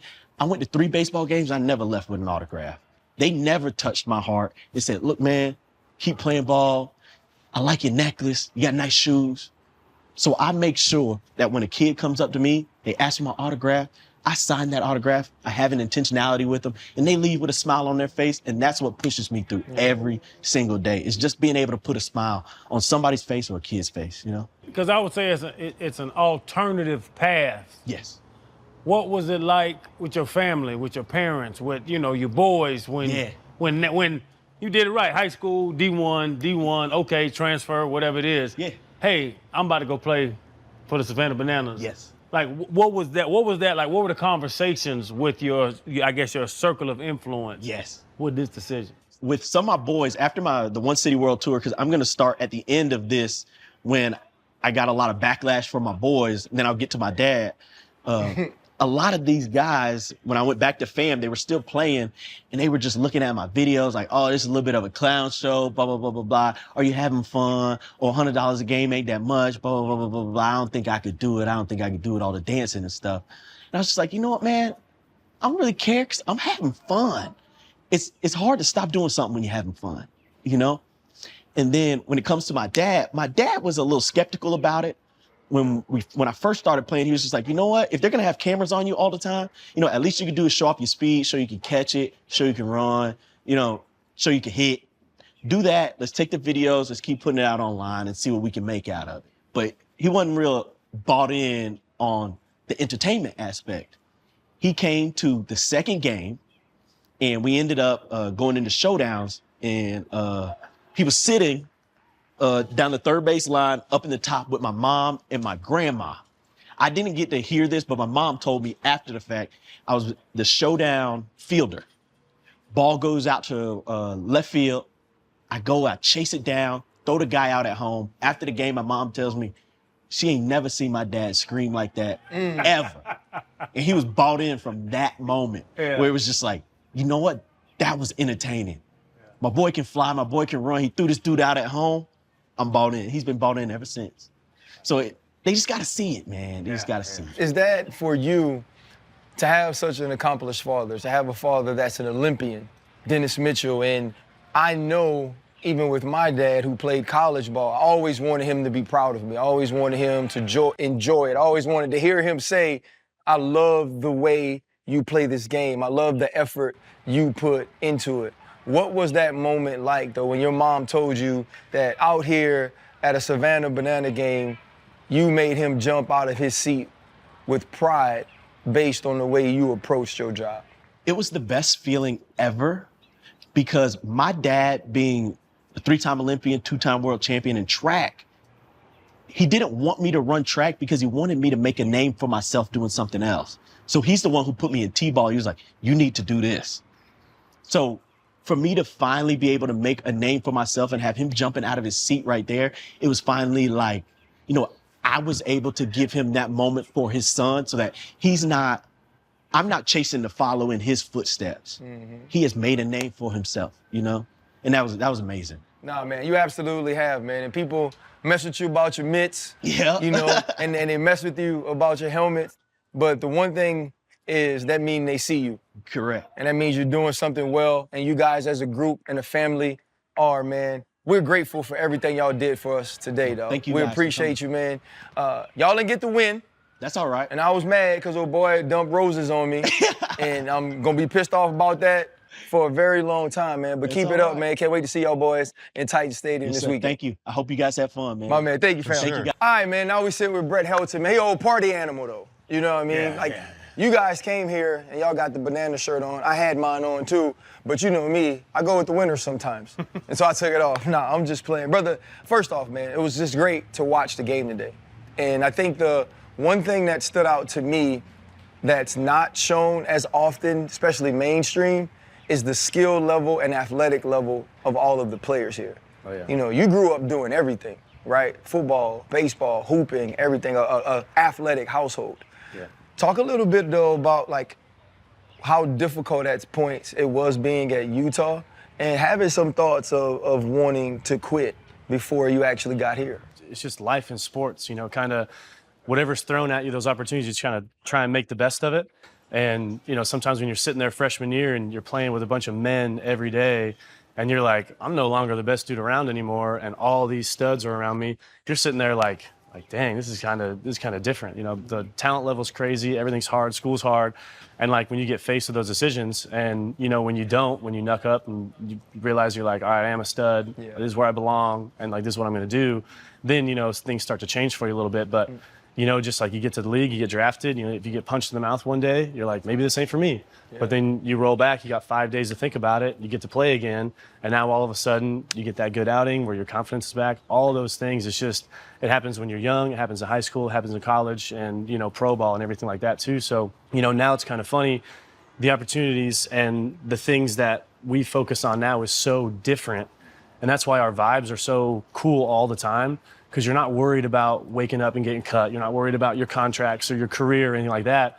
You know, you're here and kind of our careers and our trajectories are kind of on us every day. Yeah. So how much you want to work on your socials, how much you want to work on your game, if you want to think of like something clever, you know, something to give the crowd. So like now our motivation is so much different. You know, it's cool to allow us to flourish every day because you're not waking up, you know, with the weight of the team on your back, with the weight of the city on your back, you know, a family, all those things. So, I mean, the vibe that we got, and you guys saw it, it's just all so positive. Because when we get to come here and kind of be free, and you know, our careers are kind of up to us, and, you know, you're not waiting for a GM to tell you you're not good enough. You're not waiting for some, you know, trade you weren't expecting, none of that stuff. So, I mean, it's really awesome to where, like, we can thrive on each other, and then we have the opportunity to be in front of, you know, thousands of fans and just be like, we'll see how this one goes. When did the Bananas path open for you? Because like Ryan was saying, you were a great athlete. You played ball, and you know, saying everybody knew you could play ball, but then this was a different path. Like we talked to Emily and Jess earlier, Jay, and we were like no one creates something in the 2000s where they created this. So when this was opened up for you, how different was that, and when was that option in your mind of, damn, Savannah Bananas, I can do this. I'm personable enough. Right. I'm in social. Like, it's so much more just than batting average and being able to run fast. Yeah, and same thing. You don't really know it's meant for you till you get here. So, I mean, I was sitting in pro ball at a career flip because I had gotten cut from the Pirates. You know, I was done. I was going to indie ball, kind of like my last shot to try and get back to the big leagues. You know, you're sitting there and you're in between contracts, and they had just called me out of the blue, and it was brand new. You know, they had just done the 7 City. So, you know, a lot of people had seen some silly stuff. I can't imagine a ton of people had seen it, but I had, being in the baseball world, so it was still foreign to so many. And they had just called me, and I was still so focused on pro ball, you know, stats, being the best. And I was like, I don't think, you know, the silly stuff is for me. I still want to, you know, I'm young, I think I can still make it. And I was done with where I was at in Milwaukee. Baseball was over for me, so I was like, I'm going to go down and see what it is. And when I showed up and we played the first game, just completely hooked. I mean, it was like that, and I hadn't played in front of energy like that in a long time. And you're sitting there, you're like, you know what, that was really fun. We had done a video that went mega viral, and like all of a sudden you kind of look around, you're like, you know, this path might be kind of it. You know, I'm kind of the old head now as far as like, we've got a bunch of young bucks and then me. So it's like getting back to the big leagues kind of impossible. This is like it's like the Wild West. Anything's possible now. So I was like, you know, as far as tapping into fun and creativity and still having, you know, an athletic competition that still drives you, I was like, this actually might be kind of sick. So you know, they invited me back for the 23 tour, and then it was like, all right, I'm all in. This is it. You know, I think this is special, and you know, you got to be made for it. And I think, you know, blessed be God that I am, and it worked out perfectly. But they, you know, it's funny. The one thing we're kind of waiting for is when, you know, we get these stars in here and like these studs that played baseball their whole lives, and like we can actually look at them and be like, you ain't built for it. You know, like it's a special type of person who can be so intentional with the fans and so talented on the field, but then bring all sorts of fun and creativity as well, just for like the show itself. Because I mean, being a showman is pretty amazing. You guys know the hard-nosed dudes who just show up and like they're good because they work. Like there's no funny business. Their focus is crazy. And here it's like that's not what you need. You need to be motivated, you need to be creative, you need to be excited, and like energy is kind of everything. And like hard work doesn't exactly flourish with this type of show that we do. So, I mean, we're kind of sitting around with a group of people that are kind of rocking it, and we can look around and we can be selective about who we add to it, because it's like, you know what, if we need these pieces, if we're looking for something, we can, you know, drop it in. But as far as, you know, people just being like, you know, my career's over, I'm going to go do that. It's like, that ain't how it works. It's not open, you know, it's not that type of vibe. And that part's pretty cool, because we definitely, the outside world, including myself, was, you know, that's silly stuff, you know, that'll always be there. But I mean, now we're here now. Sports is a fan-driven business, right? And here is different, because you got that family vibe. You know, you got you guys having played on higher levels, and now you're here given the opportunity to compete against other guys that have also played on other levels. How do you stay motivated? Like, because competition was the biggest thing that stood out for me here. The fun was the fun, right? But it can overshadow the competition sometimes when you see those viral moments across, you know, social media. But you guys are really out there balling, man. Like, how do you stay motivated knowing that this guy's a dog and you don't want to be embarrassed, but you want to more so do the embarrassing? Yeah, I mean, because we gauge our success on the quality of show and how intentional we were with the fans. So, I mean, winning the game is dope. That's never going to be, like, not one of the biggest drivers for us. But, I mean, we can roll out here, and if we lose the game, but we can look at them and be like, we outshowed you guys. We outperformed you. The crowd was with us. We can lose a game, but everyone left here, you know, in Party Animals jerseys. So, like, we can kind of sit there and have so many ways of our competition being like, you know, maybe we outplayed you, maybe we outshined you, you know, maybe we were way more intentional with the fans in the crowd. We signed more autographs. I mean, it's that intentional thing where, like, it's still a competition feel by being like, I want the Party Animals to shine on every front, and like we can show up and be like, it doesn't really matter how the game goes if the show is great and we did as good as we could with our sellies, with our excitement, with our fun. We're sitting there like we can still feel like we balled out even if the game didn't go well. Yeah, I could pitch bad, but if everybody's like, yo, the show was great, everything was phenomenal, you were hilarious, then you're kind of sitting there and that helps your motivation a little bit too. You know, there's days you can show up and depending on what's going on, it's, you know, having that motivation piece of you didn't bring it. As soon as you show up and you see that first kid sign that first autograph, you know, if you're lazy out of the clubhouse and like you're walking on the field, you look around, it's just loud and full. I mean, the juice is already there. You don't, you know, there's times where we joke around, you know, in pro ball, they're like, if you need music to lift, you know, you don't have the motivation. And it's kind of that thing where, like, if you show up without the juice, you're going to get it immediately from the fans because they've been waiting in line. They've been waiting for us to show up forever. And, like, they're so excited, it's impossible not to just get it naturally. And, you know, as soon as that game's going, we're in. Brett, like, I think, I'm going to be honest, coming in here and not knowing until I started to study, I was expecting Harlem Globetrotters on the diamond. It's not that at all. From a skill level, but also competition level, like this isn't scripted. But everything, because Savannah Bananas were like the inception, the origin, everything does seem sort of that, okay, it's leaning that way. And so I expected you guys to be like the villains, the enemies, right? You kind of been whipping them lately. And you know, and there's a lot of people that come here to see the Party Animals as well. How much pride do you guys take in that this is an entire show that's about all the athletes and all the entertainers that take part in it? You know, it's cool being in early because the guys that have been around, like myself, it feels like we built this to where it is because the Party Animals weren't supposed to be anything other than just a show accomplice. You know, we were just watch the generals. Yeah, that was it. We were just here to make them better and give them an opportunity to do something special.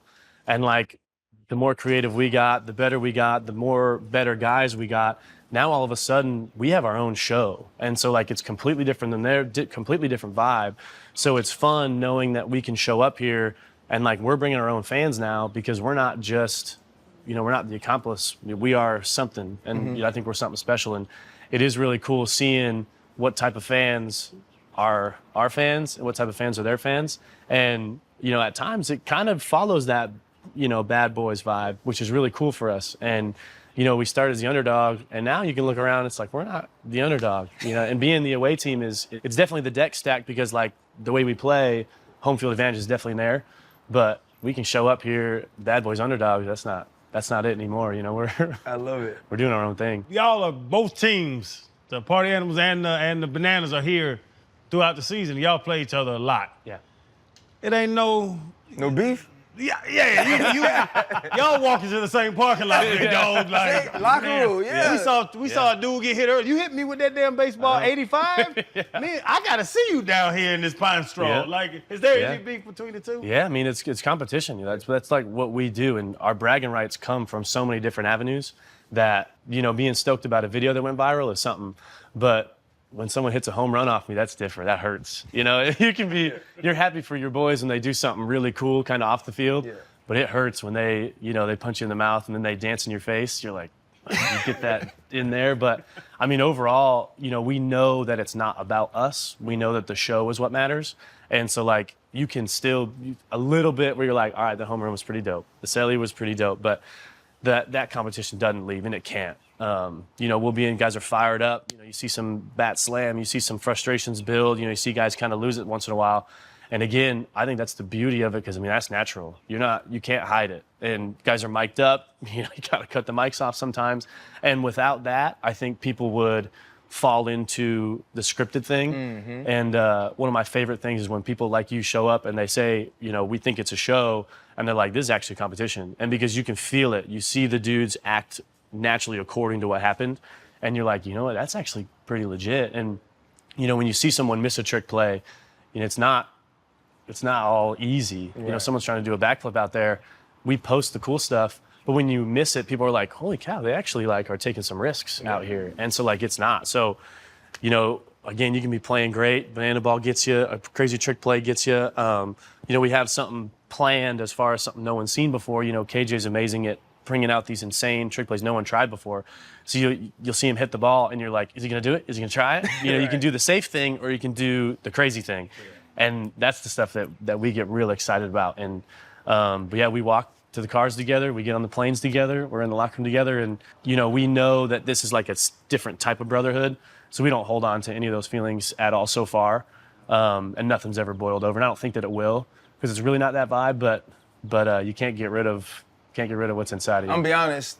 Oh boy, when he hit that home run, I was on the banana side. He poured some of the rose petals on me, and it felt like Steelers Ravens all over again. You know what I'm saying? Like, I'm looking at the boys on my side like, say, bro, we gotta do something. I know. We as a team gotta do something. My man, I had Prince Hakeem in me. You know what I mean? I didn't like it. Oh yeah. Yo, Brett, did you think you was gonna pull up to work today, man, and see a former NFL linebacker, 6'3", 250, and some pink Daisy Duke? And we always wonder too, because we get these amazing people in, so talented, so famous, and we hope that they kind of dive in. Some people are a little bit shyer, they kind of hang around the side.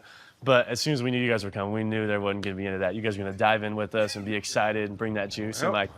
But I didn't expect to see the pink pants out there, and that made it a little bit better. Are you about to I show got my Jake Cole back. I you got don't see the legs? Good then. I'm repping, baby. You are, baby. Come on. I'm repping, baby. Let's go. Hey, I'm gonna say this, bro. The amount of atrophy on your thighs, your quadriceps, there's supposed to be 4 muscles in them. That is not 4 muscles. I got duo quads. Yeah. Duoceps. I got duoceps. Two muscles. That's 17 knee surgeries, B. Yeah. We were talking about that? Yeah. Crazy. 17 knee surgeries. Imagine putting those on back in the day, filling a hole. For you, man, because I know you guys will be at LSU coming up. I'm excited about that. I'm 20 minutes away. I'll see if I can get some tickets. I'll see if I can figure it out. What is, though, for you, the most exciting part about not only what you guys have built and are building with the Party Animals, but like you said, this is an entire brotherhood. What's the most exciting part about the entire brotherhood of what the Savannah Bananas are?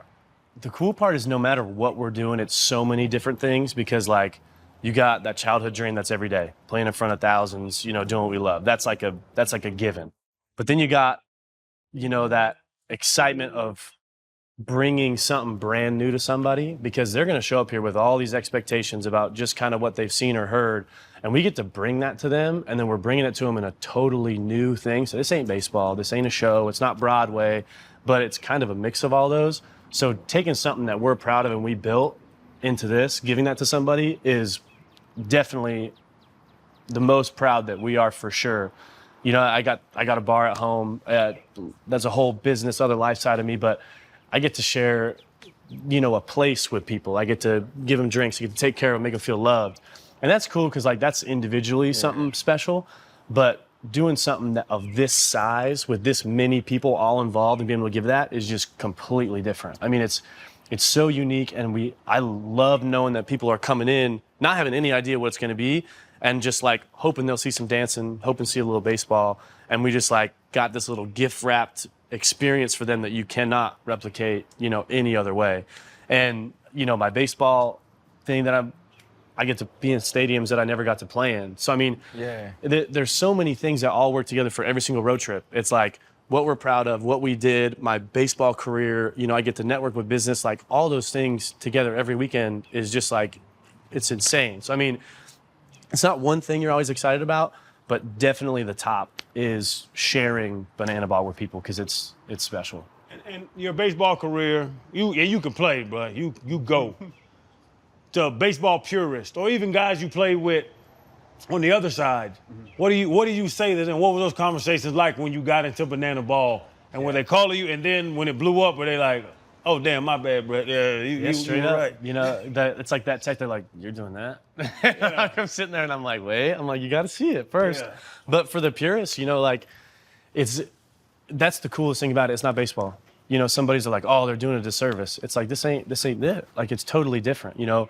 And I can tell them and be like, I want you to see it because you're going to see stuff you've never seen before. You've never seen Mike Trout catch behind the back. You've never seen a backflip catch. You've never seen somebody hit a home run and do 2 flips at second and third, 3 flips at home, boom, lights going. It's one of those things where the best parts about baseball is the things that blow your mind of like what people can do in athletics. And here, it's athletics, it's acrobatics, it's showmanship. And it's like, hey, if you like baseball, you're really, really going to like this. If you've ever been impressed with baseball, you're going to be really impressed with this. So it's one of those things where it's like the purists are awesome. And like, I want them to stay pure. But like, you can have a little side for us. You can have a soft spot for something that's exciting. A little baseball side chick. You know, the straight up. And the best part about it is no matter what they like, they're going to come in here with their heads down being like, yeah, my kids love this. You know, I'm here because my kids freaking love it. And they're like, I didn't want to be here. But then they end up leaving and they're like, all right, that was pretty dope. They're like, those dudes can ball. And like, as soon as you see someone turn on 95, pull side, and you're like, what was that? You know, you see a guy on the mound bringing the heat and he throws like 17 pitches. You're like, nobody does that either. If somebody got 4 pitches in the show, they're something special. I mean, we got guys going up, down, side, left, step back, throwing it upside down. And you're like, throwing 95 is cool, but throwing 17 pitches and being crazy on the mound, that's really cool. Yeah, man, for us too, man, it was the difference in the rules, right? The parts that make baseball extremely difficult to watch on TV, when you talking about Major League Ball, you've kind of eliminated those and added some excitement to it. I'd never seen the way a game ends. Right, that sort of showdown. Yeah. But the thing that stood out to me was like, nah, this pitcher got to be a dog. The dude at the plate got to understand, nah, like this is just me and him. And I thought all of that was cool, man. So to see you guys be competitive, to see the type of family you are, but the entertainment side as well, and for you to understand that it's all about the fans, like it's fans first, I think it was beautiful, man. So thank you for your time, bro. Thank you for welcoming us as well, man. It was a great time. No, you guys were incredible. We live for that. And like, worlds collide. You guys, your careers are where they're at, and it's perfect because like, this social media thing, you get to share it. It's a networking deal. It's something that like you still get to take what you love and put, you know, your experience, you get to share them. And I mean, having y'all show up and show love is perfect for us. It makes us feel real, makes us feel legitimized, makes us feel all those things that we're striving for. And it's like, hey, we want to be that. We want to be here. We want to share it. We want to be on camera. We want to bring something that you can only see in person just to the world. And like, so I mean, you guys, hats off to y'all. Your careers are amazing. I love seeing all y'all here. And, you know, football household, football first love is like, you know, life keeps on going. Yeah, college, pros, you got after pros, you got families, and like, you can do it all. Yeah. There's nothing holding nobody back. And as the only 2 people that's ever really held Super Bowl rings, man. We appreciate y'all for coming to our TED Talk. Every time. Every time. Man, pull your pants. Bro, Man, bro, I show off my bro, I'm gonna be honest, dog. You are He built can't like help himself. a middle-aged, like, for real. You look I got disgusting. Samuel L. Jackson thighs. Ugh, dog. 2 for $4. Yeah, do the group. I guess take a group photo real quick. Yes, sir. And I'm going to train, so you ain't got to spot me. I'm going to beat you straight Oh, up. come on. Oh, that Freddie is T. not going to happen. Freddie T. No, Freddie T. that is I'm gonna not need going to 30. happen, Freddie T. man. I'm going to need my 90 Go, feet. no, Freddie. You Don't give me look. 90, I'm out of there. Don't No, go you 30. got a chance. Go halfway, Freddie T. What Muhammad Ali You go said, 15? Muhammad Ali said, hit the light switch, was in bed for the room got dark. That's me. That's me. You gonna give me 90 or I give you 130 or 90. 360 I give you and 90. come get me. I might give you 100. Dang, Chan. Better put them little shorts on. KJ, no, you ever seen a Corvette? Yeah. Come on. I run like a Somebody asked me, did Corvette. I stretch? I said, cheetahs don't stretch for they chase gazelle. But you the gazelle. If he's a bachelor, I gotta go on and be like one of the guest talk hosts one time. Be like, yeah, look, bro, we don't really like her like that. She mid. Yeah, she mid. Appreciate She y'all, mid. man. Yeah, she mid. Cam Bynum, Channing Crowder, Fred Taylor, I'm Ryan Clark, Pivot Fam. Thank you guys for pivoting with us on the training camp tour. Cam, man, I mean, it's something we've been wanting to do. I think your story is fascinating. You know, from being an undersized football player who had to grow into himself, becoming a star in Minnesota, and also kind of the king of celebrations. Yes, sir. As well, we'll get to it, man. But you really popped off my radar as a person, man. I think it was October of 23. After the game, you told the story about trying to get your wife here to the States. You know, you guys got married in the Philippines, and you met in the Philippines. You were working on doing that. Why did you feel the need to tell the world to ask for help in getting your wife here? I just think it was important just for people to know what's going on, not just for our story, but for a lot of Filipinos, that's everybody's story, like their family or whether it's long distance relationships or just trying to make a living for themselves, trying to, you know, I didn't know when I met her that she just couldn't come over here. I'm like, you come to a game. She's like, I literally can't, like you need a visa. So really going through the whole situation of us applying for her to get her visa and getting denied so many times, I was like, okay. I told her before the season, after she got denied the second time to be able to come to the U.S., I said, I'm gonna make a play in one of these big games, and I'm going on live TV. I said this before season, so it was just a matter of time. It was just a God thing that it happened on ESPN on the Monday night game against the Niners. They're the best team in the league at the time, so me being able to get 2 picks, I'm like, this is the platform that I'm gonna be able to get my opportunity to ask for help, because I'm like, we got denied to get her to the States twice, so we had to do something. Yeah. We got to switch. Oh, yeah, switch? Light skin, right? Wow! Dang, that's crazy. They need to bring some light in here. They had to move me because of the dark skin? That's crazy. Cam, but Put that down here. Set it up. didn't the man say we gotta stop playing like My we gotta act bad. like grown I'm ups? sorry. My bad. Cam, I want to say though, the best team in the league, 2 picks, you get an opportunity to speak. Like that's almost a moment to be like, hey, I'm Cam Bynum. I've arrived. Right. Especially someone that had the fight of becoming a player the way that you have. I think what you did showed that like life is bigger than ball. For sure. How important was that for you then that you totally kind of stepped away or misdirected from the game you had to talk about that? Yeah, I just think it's important for people to know what's going on behind football. Like, you know, I'm over there I did the worm after getting those interceptions, having all that fun. But when it got serious after the game, I'm like, yeah, we've been married this whole time and my wife is not here. I'm having to do 2 football seasons at the time, long distance. And, you know, people may not see the struggle on the outside that we were going through as far as being long distance and me having to fly there on the bye week. Like, that's how serious it was. Like, bye weeks, I was flying out to the Philippines for those 3 days just to see my wife. And just going through that and people realizing, okay, yeah, he's happy on the outside. And I was happy behind closed doors, but a lot of people didn't understand the struggle that we had to go through. It just, you know, my wife being on the other side of the world. And we knew what we were getting into when we got married, but it was just a different type of, you know, I wouldn't say sadness, because we're still happy. We're just grateful just to have our marriage and a healthy marriage and everything. But And when you really got down to it, it was tough being able to, being on FaceTime, me going through and watching film, doing my whole routine, all the extra work, but still having to manage being able to spend time together, long distance, FaceTime and everything with the time difference. There was a lot of things going on behind the scenes that a lot of people didn't know.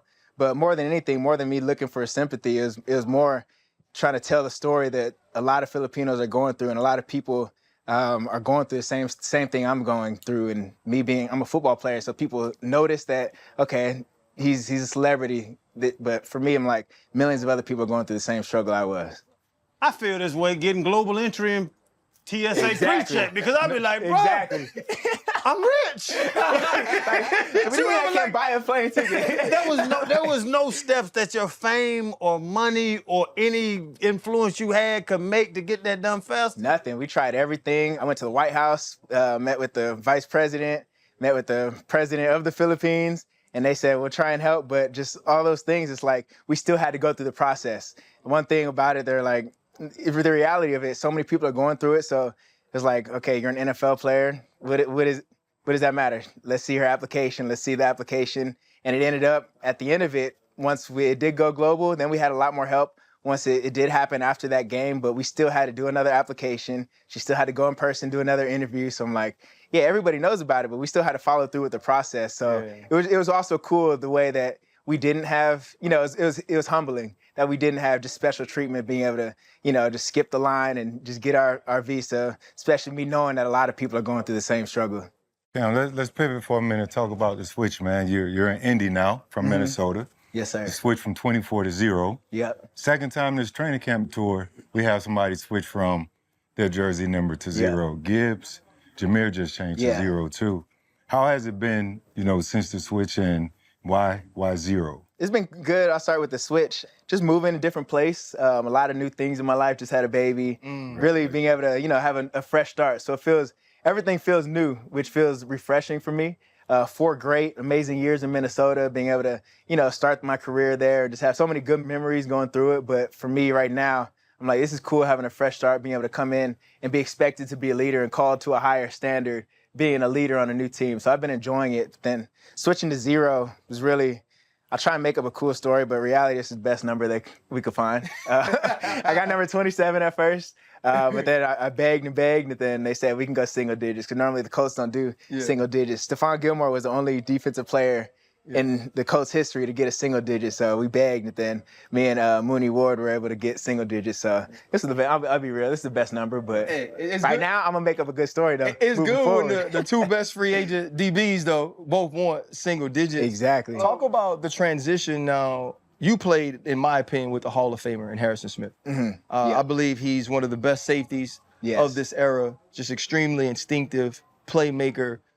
Great tackler. You got to learn with him, Brian Flores. Yeah. Now you're going to be expected to bring some of those things you learned throughout your 4 years in Minnesota after being drafted to the Indianapolis Colts. Right. And you bring over Mooney Ward as well, because that was a position in the secondary that they wanted to bolster. What are you expecting from yourself now that you've become a leader in Indy? I think the biggest thing I learned in Minnesota is just being a smart football player. And that's the number one thing I want to bring here to Indy, being a leader on this defensive football IQ. I don't think there's so many different disguises we can do, so many different coverages. I can go up to my coach and say, let's put this in. But for me, it's like, nah, I just want to be able to instill the fact that we need to come out here and we got to play smart. I'm talking like splits, down the distance, all the little, like the game within the game. That's what I want to be able to bring my knowledge to be a leader and be like, okay, guys, this is what we need to be thinking about and communicating every single play. And that's something I learned in Minnesota with Harry. It was like every single thing, he had a reason why he did every single thing. You watch the tape and it seems like he's just freelancing out there, but there's a rhyme and a reason. So coming here as a leader, I want to be able to learn the defense well enough to where I can, understand how much freedom I have within my job, and then empower everybody else on the whole defense to be able to think the same way, where we can all look like we're freelancing, but we're just playing together and playing fast, where we're seeing one thing, we're all seeing the same thing, we're able to play fast. And I think as a safety, that's something I got to bring, and that's the standard that I have to bring as a safety, being, the smartest on the field, the guy that's communicating the most, technique, everything has to be on point, especially me being a free agent coming in here. I want to be able to set the standard by example first and then be able to bring that. Now everybody's playing up to a higher standard. How good of a player do you have to be to do all the dances you do and people not think it's too much? Because like, you know, I was so scared to get beat that I was like, man, I can't work on these dances through the week, right? And talk about it's Parent Trap, it's white girls, like it's all these different things. Like, when did you start to feel comfortable enough to say, hey, Josh, like, Metellus, during the week, we gonna work on these dances because I know we gonna make a play and it's gonna be okay if we do that? I've been doing this stuff since high school. Clowning, like, because my high school, I was in California, so, you know, that's big time high school ball. Yeah. So we were on TV, so I'm always finding the recording button on the camera that's recording, so I'd always do goofy stuff in the camera. But so since then, it was always on my mind to be able to have fun out there. So when we got to the league and, you know, we started making plays, we're like, we work way too hard to not be able to celebrate and have fun like the offense has fun. Just our whole mindset is like, okay, we're going to earn our right to have fun. If the offense can score or do a dance, I'm like, why can't the defense? It's way harder to get a turnover on defense than it is to score a touchdown on offense. There's, 5-6 touchdowns on average every single game, and especially now with the offenses being so high-powered. So on defense, our mindset is if we made a play, I don't care. We're putting it in a team meeting. We're doing everything. We're having meetings about celebrations because if we're planning something to have fun, we're going to make it happen. And we had the most interceptions last year in Minnesota. And we were one of the best defenses in the league simply off the fact that we were out there having fun. Yeah. Hey, Cam, I already asked you, though, any pushback?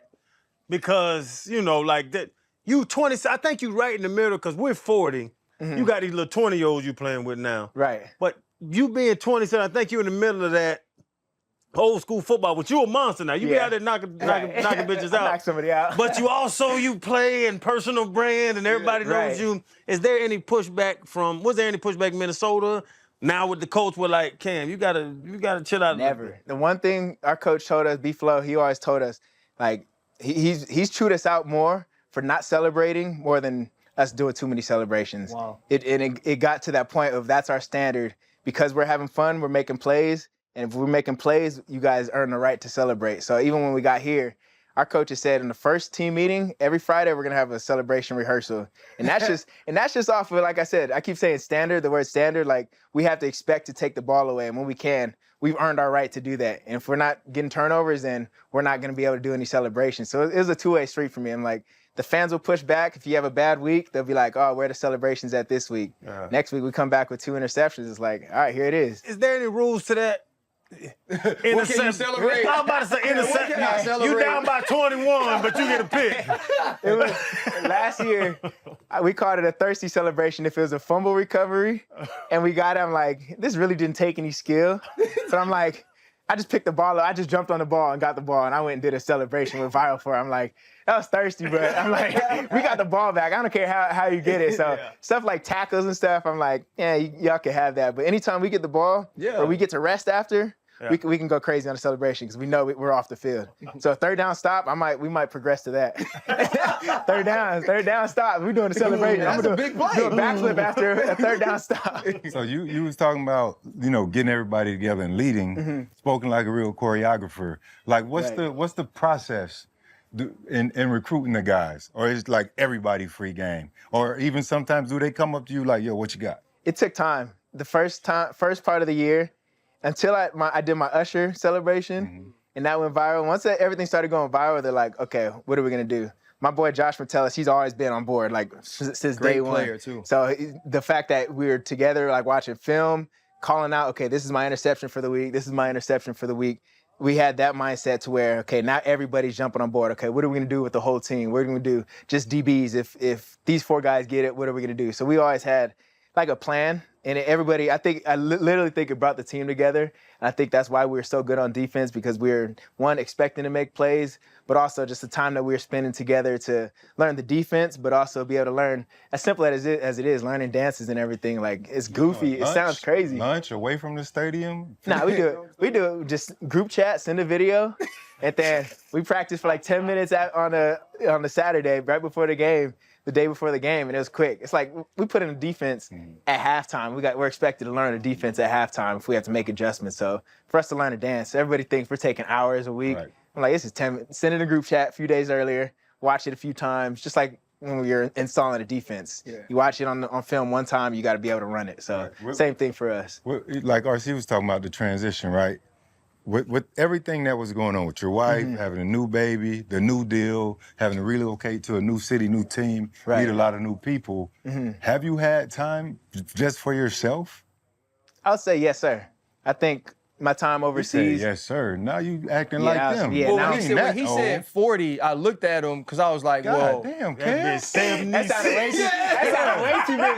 I don't even know where that came from. I don't even know where that came from. When you said we're 40, and like, I was like, who? Look how he's sitting, like he got gout over there.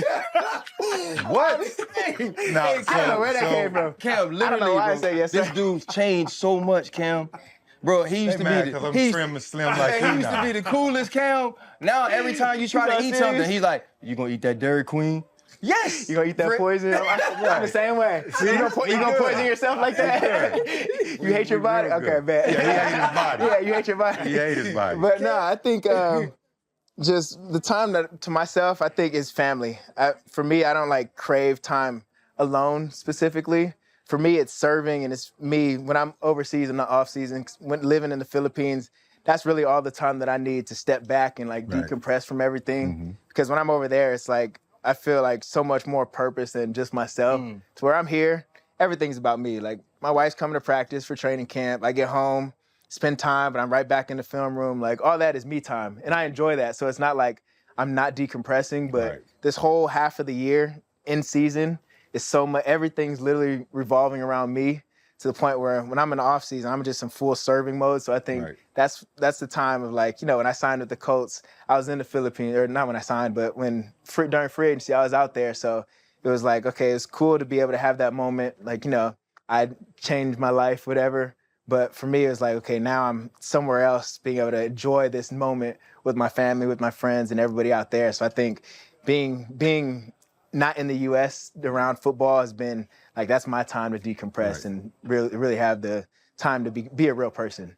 Bro, I ain't never been to the Philippines, but we travel abroad, different places. My wife's Cuban and going to them different places. Does that make you look at like the world different? Because when I started traveling, being from Atlanta, living in Miami, and now going abroad made me look at the world totally different. For sure, that changed my perspective on everything. Really just put real problems or real life into perspective. Like, because I never really traveled until I got to the league. Like my first thing I did, my first off season, me and my mom, we went just to the top of Europe and we just went on the map and we're like, all right, we're gonna hit this country. We hit 9 countries in one off season. So that started just my whole standard of, changing my life, being able to see things.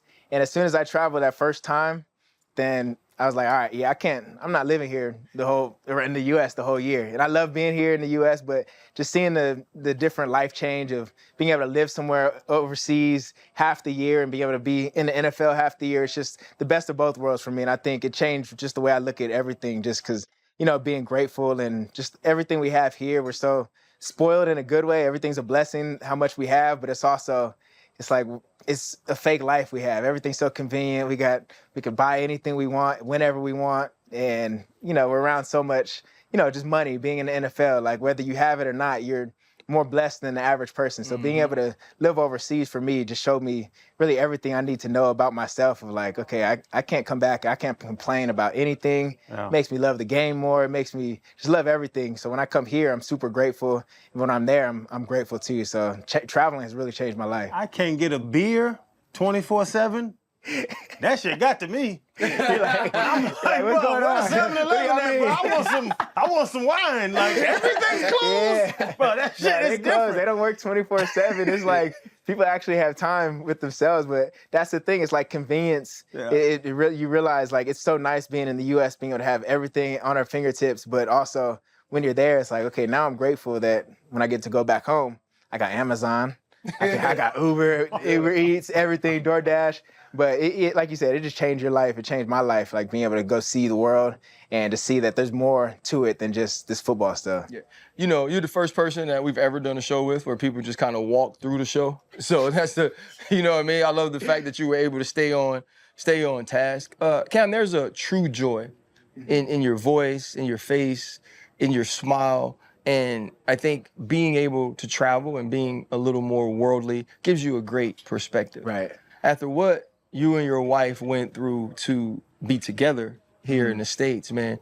Talk about being able to have a baby and start your own family here after fighting so hard to be with one another. Yeah, it's just a full circle moment. Just being able to see like our road that we had. It was tough going through it, and we enjoyed it going through because we knew God was going to work something for good, even though we didn't see like the end of it. It's like we were just going through the whole process and like, dang, when is it going to be the end? But now looking back at it, it's like, wow, we have a baby now. We have bought a house out here. And it's my first time being like a homeowner, living in my home while I'm in the NFL.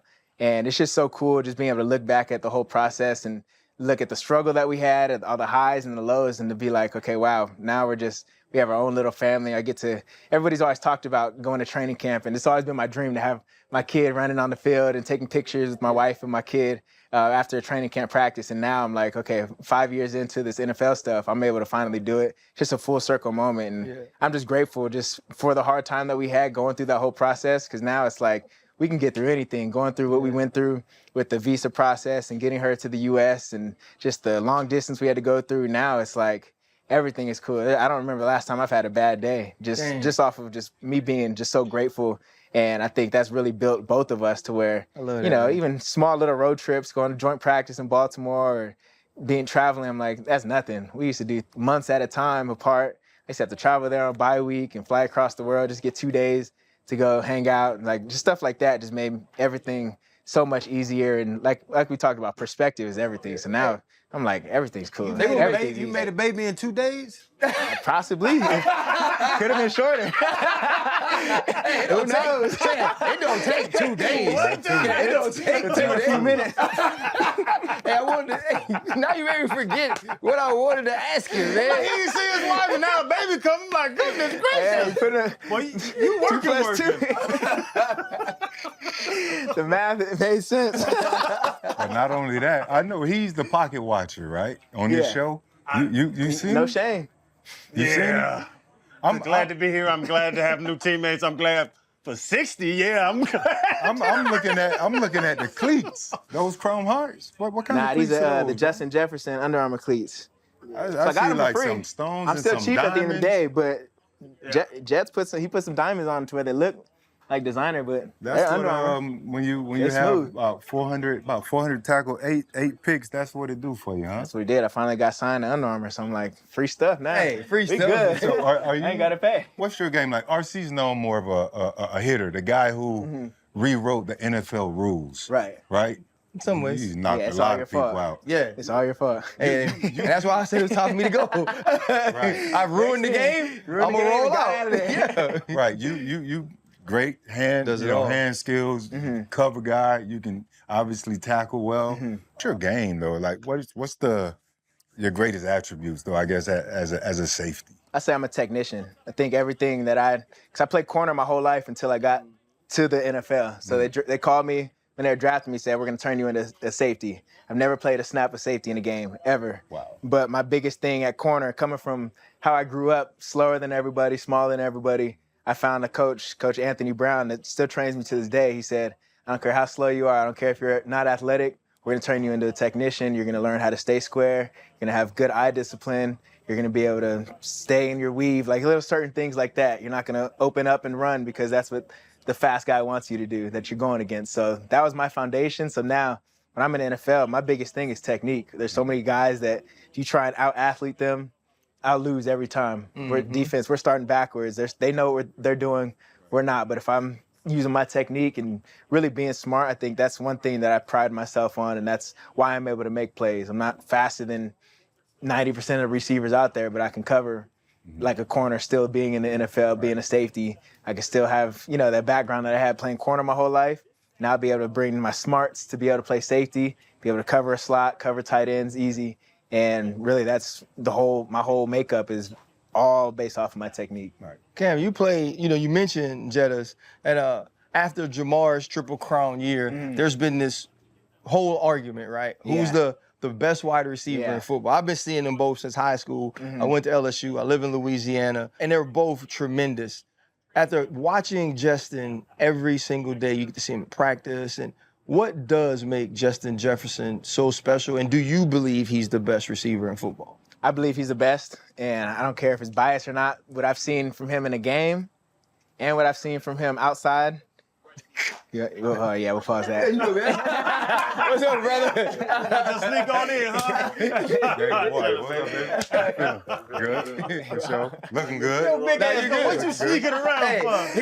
He walking slow. Hey, then he was moving slow too. Like, he's too big to be walking that slow. Yeah, he was moving slow like a turtle. But like we see you. But honestly though, like, you know, do you believe he's the best? And I guess again, why? Just kind of reset it. Yeah. Yeah, I believe he's the best in the league. Just what I've seen him do in practice, but also consistently in the game, no matter who's throwing him the ball. And I don't even want to compare him. Like, whoever people are going to say is the best, I look at his game, and I don't see a weakness in his game, and that's, like, probably the biggest thing. And what separated him from me coming out of college and being drafted, going to Minnesota, first thing I was observing, okay, who are the superstars and how do they practice? And that was, like, my first thing I was paying attention to when I got there. And one thing about Jets is, like, he practiced hard every single day. He's going, like, every single route, no indicators, everything. He's going full speed on routes on air. Going against him, he's going full speed no matter who you are. And just everything that you want to see from a superstar that you imagine a superstar to be. I got to the league and realized, okay, not every superstar is practicing like this. Yeah. But he's practicing like that. And that was like the craziest thing that I've seen, like being there as a rookie. Okay, I'm like, okay, it's only his second year in the league. He's not, he's still popular, but going in year 5, year 4, year 5 for him, being his teammate year after year, like, okay, he hasn't switched up. He's still practicing hard, still going crazy in practice. And it was just one of those things that had us on our A game every single day on defense, but being able to go against him made us better. And just seeing him, what he does, like day after day, down after down, I'm like, yeah, I don't think anybody can be this good. Yeah. With the way you work, and reading your story and just also knowing that you weren't a big kid growing up, right? You've already talked about, okay, if I'm not as athletic, I had to learn to do these different things. How much focus do you put on building a schedule of whether it's work, study, treatment, in order to compete at a high level on game day? Yeah, I think my routine is insane, whether it's extra work, every single day. Like, people say, like, being durable, your availability is your best ability. And that's one thing that I've been able to do my whole career. I've been able to stay healthy, thank God, but it's all based off my routine. I'm doing extra work after practice to the point where practice isn't the hardest thing I'm doing every single day. But every single day I'm touching the field, I'm getting my body worked on. So there's never a day that I'm working this much and doing all this extra work, all the extra lifts and everything, that I'm not working on my body after practice, because I'm like, okay, if I want to be able to last 17 games like I have been, plus playoffs, like, I got to take care of that myself. So for me, my routine really makes me comfortable going into game day to be elite. And I think if I'm not perfect with my routine, I won't feel comfortable going into the game. So I feel like every single thing that I do throughout the week, all the extra work every single day after practice, I'm gone till about 9 p.m. every single day. And like me. I hate it for my wife, but she understands the game, and she understands, okay, these 17 weeks, this is his schedule that he needs to focus on to be able to feed the family. And thankfully,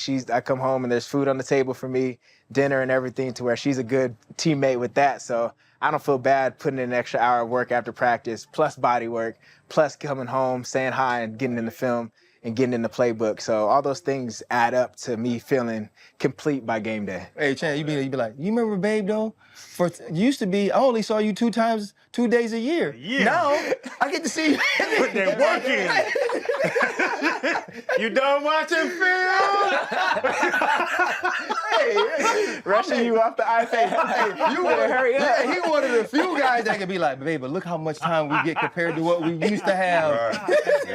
But do you ever play angry? Because you're so happy, like you dance, you're so upbeat, and every time I've seen you, at any moment, any meeting, you're always smiling. I'm having fun. Do you ever play, and he played angry. Yeah, you played angry. Do you ever play angry? Like, has anybody ever got to you? I'm not like that. It's like, for me, being perfect, I get so much satisfaction out of having like a clean rep, to where I'm like, no matter who's talking crazy, I'm like, I just want to be clean. I want to make plays to the point where I'm like, I'm having fun. Like, each play I win is like me smacking somebody or like something like that. So I feel like me me being all hyped. I try to, you know, turn up music and headphones before the game. I'm like, that's not me. I be listening to Brian McKnight before games, be chilling. I be vibing like to the point where like I just don't play angry. But that's not my game because I want to be able to have fun, be so comfortable out there where I feel like it's practice. If I'm not angry during practice, I'm like, why am I angry in a game? Yeah. It should be the same. My routine is going to be the same. My mindset is going to be the same. So for me, I'm out there having fun. Like game days are my reward for the week. Like I'm so serious and so locked in during the week to where, you know, I walk around, like people in the facility might see me. Yeah, I'm smiling and everything, but I'm like so focused. Yeah. But game day, I'm like a little kid in a candy store running around, having fun, turning up the crowd. Like that's me earning my right to have fun on the field. No one's ever challenged that, Cam? Like no one's ever been like, hey man, like lock in or hey, it's game day. Like they see my focus. So it's like they see during the week like how much time I put in and how much work to where there's never a question that, okay, I'll never be not prepared for game day. So it's like, and people know, like, I'm just a happy, chilling. I'm chill. So it's like, what am I going to crash out for? I'm going to pick the ball off still. Right, you guys broke camp today, officially, right? Yeah. How excited are you to be able to go sleep in your own bed? You got a house already? I got a house that's a few minutes from where we do training camp here, so I'm actually mad about camp being done. Now I got to drive 35 minutes to the other facility, but but now it's cool being able to, go back home now and finally lock in on my routine and not be at the hotel, so I can finally, get my Pilates schedule going, get my extra work, just everything to where being able to have the same schedule the rest of the year. Now I'm able to lock in because the last few weeks being in training camp, you know how busy the schedule is. It's hard to really add anything to the, we're here from morning to nighttime to 8 p.m. So now that I'm able to add what I need to my schedule, now I'm going to feel like, okay, now I can progress even more with my game and, have more time to work on my game. So I'm excited for camp to be over. Cam, come on now. I'm sure you want to progress your game. You've been in camp and at the hotel. Oh, Lord. For this long. Talk to me. I know and you going home tonight, and you worried about Pilates? That's a form of Pilates? Couples Pilates. It's in the basement. He gonna get a stretch in the basement. Oh, okay, yeah. Go get a sibling over there, man. Trust me. I'm married, so I'm comfortable talking about this. We good. You're in a good spot. But no, I go home and relax a little. After the game, save my legs today, but after the game, you sound like the boxers you be talking to. Yeah. They be like, yeah, man, I got my fight. This style, but what you be doing? Save my legs. I just lay sideways sometimes. I'm old. He's so unserious, dog. He's so unserious. I love it. For you, man, as this is progressing, though, like we all set goals. Mm-hmm. And I was talking to Zaire earlier, and we were just talking about though how your goals evolve, right? When you come in as a 4th round pick that's being moved to safety, there's a goal of learning the position. Then I want to become a starter. Now I want to become an impact player. Now you get here and you're a leader. What are some of the goals you have set for yourself as you now come to Indianapolis and try to establish yourself here? My biggest goal here, starting off, like it's gonna go through waves. My first chunk of time here, biggest goal, get to know the guys. Because I can't do anything else if I'm not close with my teammates, especially me coming in and them looking at me as a leader and me trying to be a leader. Like my first goal is to get to know everybody on a deeper level than just football. So that happened, OTAs and everything. That's just natural. But now that training camp is coming to an end, becoming a captain and just being somebody where people can look to when we need an answer on the defense, on the team, and not even through football, just with the energy and just, just keeping everything on point in football. Then on top of that, just being the best in the league. Like that's one thing that I go through. Like people would ask me, who's the best in the league? And as a competitor, you're always going to say yourself. But I'm like, I got to have numbers to back it up. I got to be real. So it's like, for me, I believe I'm the best, one of the best in the league every single year. But it's like, I got to do more to show it. Because I can't go out in public and say that until I'm showing people consistently taking the ball away, making every tackle, just being one of the best football players, standing out on tape every single week. So for me, it's just being a standout player to the point where I can help my team on and off the field to where we're winning games because of me and me, the way I communicate, we're winning games, the way I lead, the way I practice, where everything is elevating every single thing around me to the point where you see an instant impact of when I got to the Colts, this program changed. Yeah. And I want to be somebody that changed the program based off of, how I treat people first and foremost, but the way they see me work, the way my routine, my, just intentionality, just every little thing that I'm doing. I'm like, I want to leave an impact bigger than football. I want people being on an interview years later, be like, Cam Bynum, he was one of the best teammates I've had. He's one of the hardest workers. He helped me out. He spoke life to me, and he elevated the team. And that's my biggest goal moving forward, going through this whole time in Indianapolis. Speaking of teammates, AR came into the interview and our sit down. You have an opportunity, obviously, Anthony Richardson, Daniel Jones. How have you seen them progress through camp? And is there anything you can do from your point of view to try to help those guys as they move through? I think the best thing I can do is compete the best I can against them. Yeah. Be able to put the defense in good positions to be able to make plays against them so they can see, okay, this is what I need to get better at. Mm-hmm. If we're not playing well on defense, we're not giving them a good look and we're not helping them, doing them a service going into the year. But I think just them being able to compete, it's been such a healthy competition in a good way where I see both of them elevating throughout camp to where one person, they'll both have their days. One may look better than the other on a certain day, but throughout camp, when you look at it, both of them have progressed. Mm-hmm. And now going through it, it's like on defense, we're like, we don't care who the starter is. We trust both of them to be able to go out and carry this team where we want to be. And we know, the course of football, you never know who's going to be in the game. So you trust whoever's there at quarterback, but we're doing our job on defense to be able to go and compete against them and give them the toughest looks they can get every single day. They say Lou ain't messing around. He's not playing at all. That's my guy. It's cool. I love Lou first and foremost because he's coaching everybody. The superstars in the room, people that have been paid well. Yeah. If you're a rookie, it doesn't matter. He's coaching us all the same. I've gotten yelled at by Lou already. The young guys have, and that's one thing that I want from any coach that's coaching me, especially being our DC, is being able to hold us accountable. Right. And just, the mindset that he has on defense, being able to be aggressive and be able to, just keep the offense guessing and keeping us moving forward instead of us just staying back, being passive. I think just his mindset as a person and what he does on the field and the defense that he dials up, that's something that, I'm fully behind everything he's going to be having us do this year, and especially as a person, the fact that he's holding us accountable, that's the most I can ask, especially, I'm coming in here as a free agent. Some people may be slow to coach me and talk to me in a crazy way. I'm like, no, you need to coach me hard. If you see I'm being stagnant, not making enough plays, I literally told him a few days ago, I haven't made a few plays and it's been a few practices, I haven't made a play. You got to tell me if I'm doing anything where I can progress more or just anything. I'm like, coach me hard. I don't care how much money they pay me. I don't care if I'm new. You got to coach me hard so I can get better. And you keep that same energy through the whole year. Don't take it easy on us because I see us being one of the best defenses in the league, and we can't have that if we have a passive defensive coordinator. Well, I'm only asking 2 games for y'all not to be great. What's that? And then the rest of the year, y'all still do y'all thing. That's it. I'm in that's a division enemy game. territory. That's a division game. We got to go crazy. We got to go crazy. Out there, certainly, you got to go out there and do your thing, and so do the other guys. And like everybody else, that's what y'all pull up. That's what they pay y'all for. I don't expect anything less.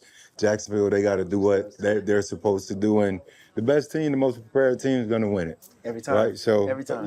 I just had to throw that out there, though. See where your head was. Don't listen to none of that. That in the money here. Yeah, don't listen to that. I got to get a pick.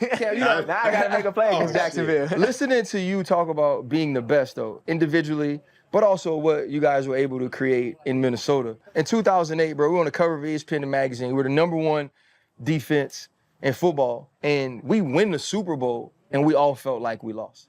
Right? Because Larry Fitzgerald goes crazy in the fourth quarter. We put ourselves and our team in a position where we could lose. Ben has to bail us out.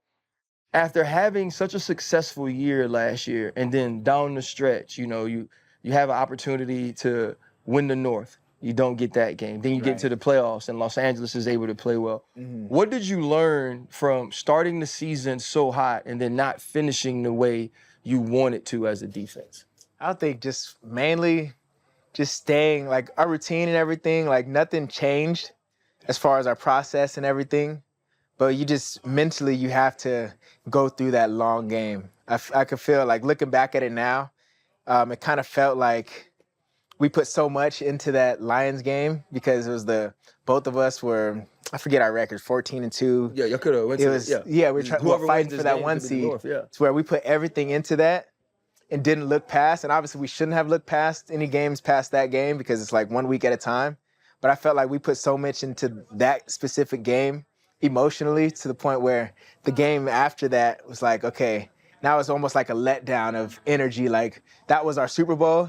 And now when it really mattered in the playoffs the week after that, we kind of had a lapse in our, I wouldn't even say in our work ethic or anything, but just going into the game, you felt more flat than it usually did. Yeah. And that's just hindsight looking back at it now. I was there, yeah. Like looking back at it now, and that's how I feel. Like you couldn't tell me that we didn't prepare as hard as we possibly could, or going into the game we felt low or felt flat. But looking back at it now, it just felt like the energy that we put into that Lions game, if we were able to sustain that the weeks after that, our team would have played way better and just move forward a lot better than what we did. But like I said, our process and everything was great. It was just one of those things where looking back at it now, I can tell that we didn't play the long game as well as we should have. When you are black and anything else in America, you're seen as a black man. Right. Right.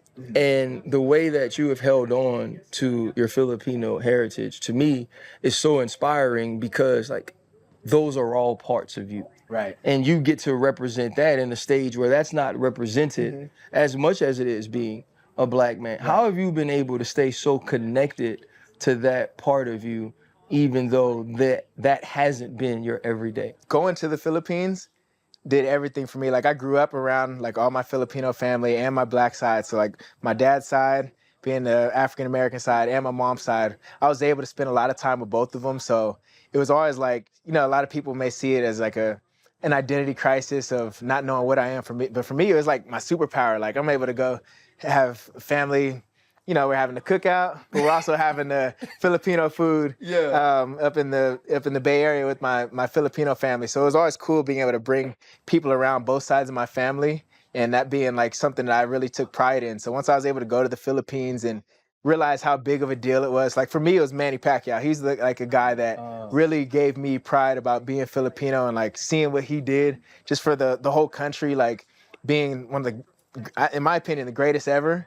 But also being somebody that was giving back to his country, doing everything that I aspired to do from a young age, and seeing him do it and how big of a deal it was for people just being Filipino and seeing somebody, you know, represent. So it was cool for me to do the same thing on my stage, even though it's not as, my stage isn't as grand as his was worldwide. But for me, being a football player, having a simple things like waving a flag after a game and just being able to represent something, it's just so touching for me, just being able to know that people are really like looking at it for inspiration and looking at me for inspiration. I think just going through the whole process, that's what I realized, like a little act of just representing somebody that may not be seen is doing so much. And just like you said, being black and Filipino, like me living in America and being able to represent both is so cool for me. And I think a lot of people, you know, I get a lot of messages, are you forgetting you're black? But it's like, no, I'm me, and I'm able to represent both sides, and I'm able to be proud about both sides. And me playing football, living in America and everything, like we see so much, and everything I do is representing America also, and also being able to do the Philippines. It's just so cool being able to, you know, represent two things, but bring pride to just everything. I love that, man. So it's cool. I think he's the biggest pivot candidate, by the way, even though it's not a tour question for LT. Yeah, it's hard to be on training camp tour, but we ask it anyway, right? Yeah. We always ask our guests what their biggest pivot is. That's that one moment in life you can look back on and say, because this happened for me or to me, I am who I am today.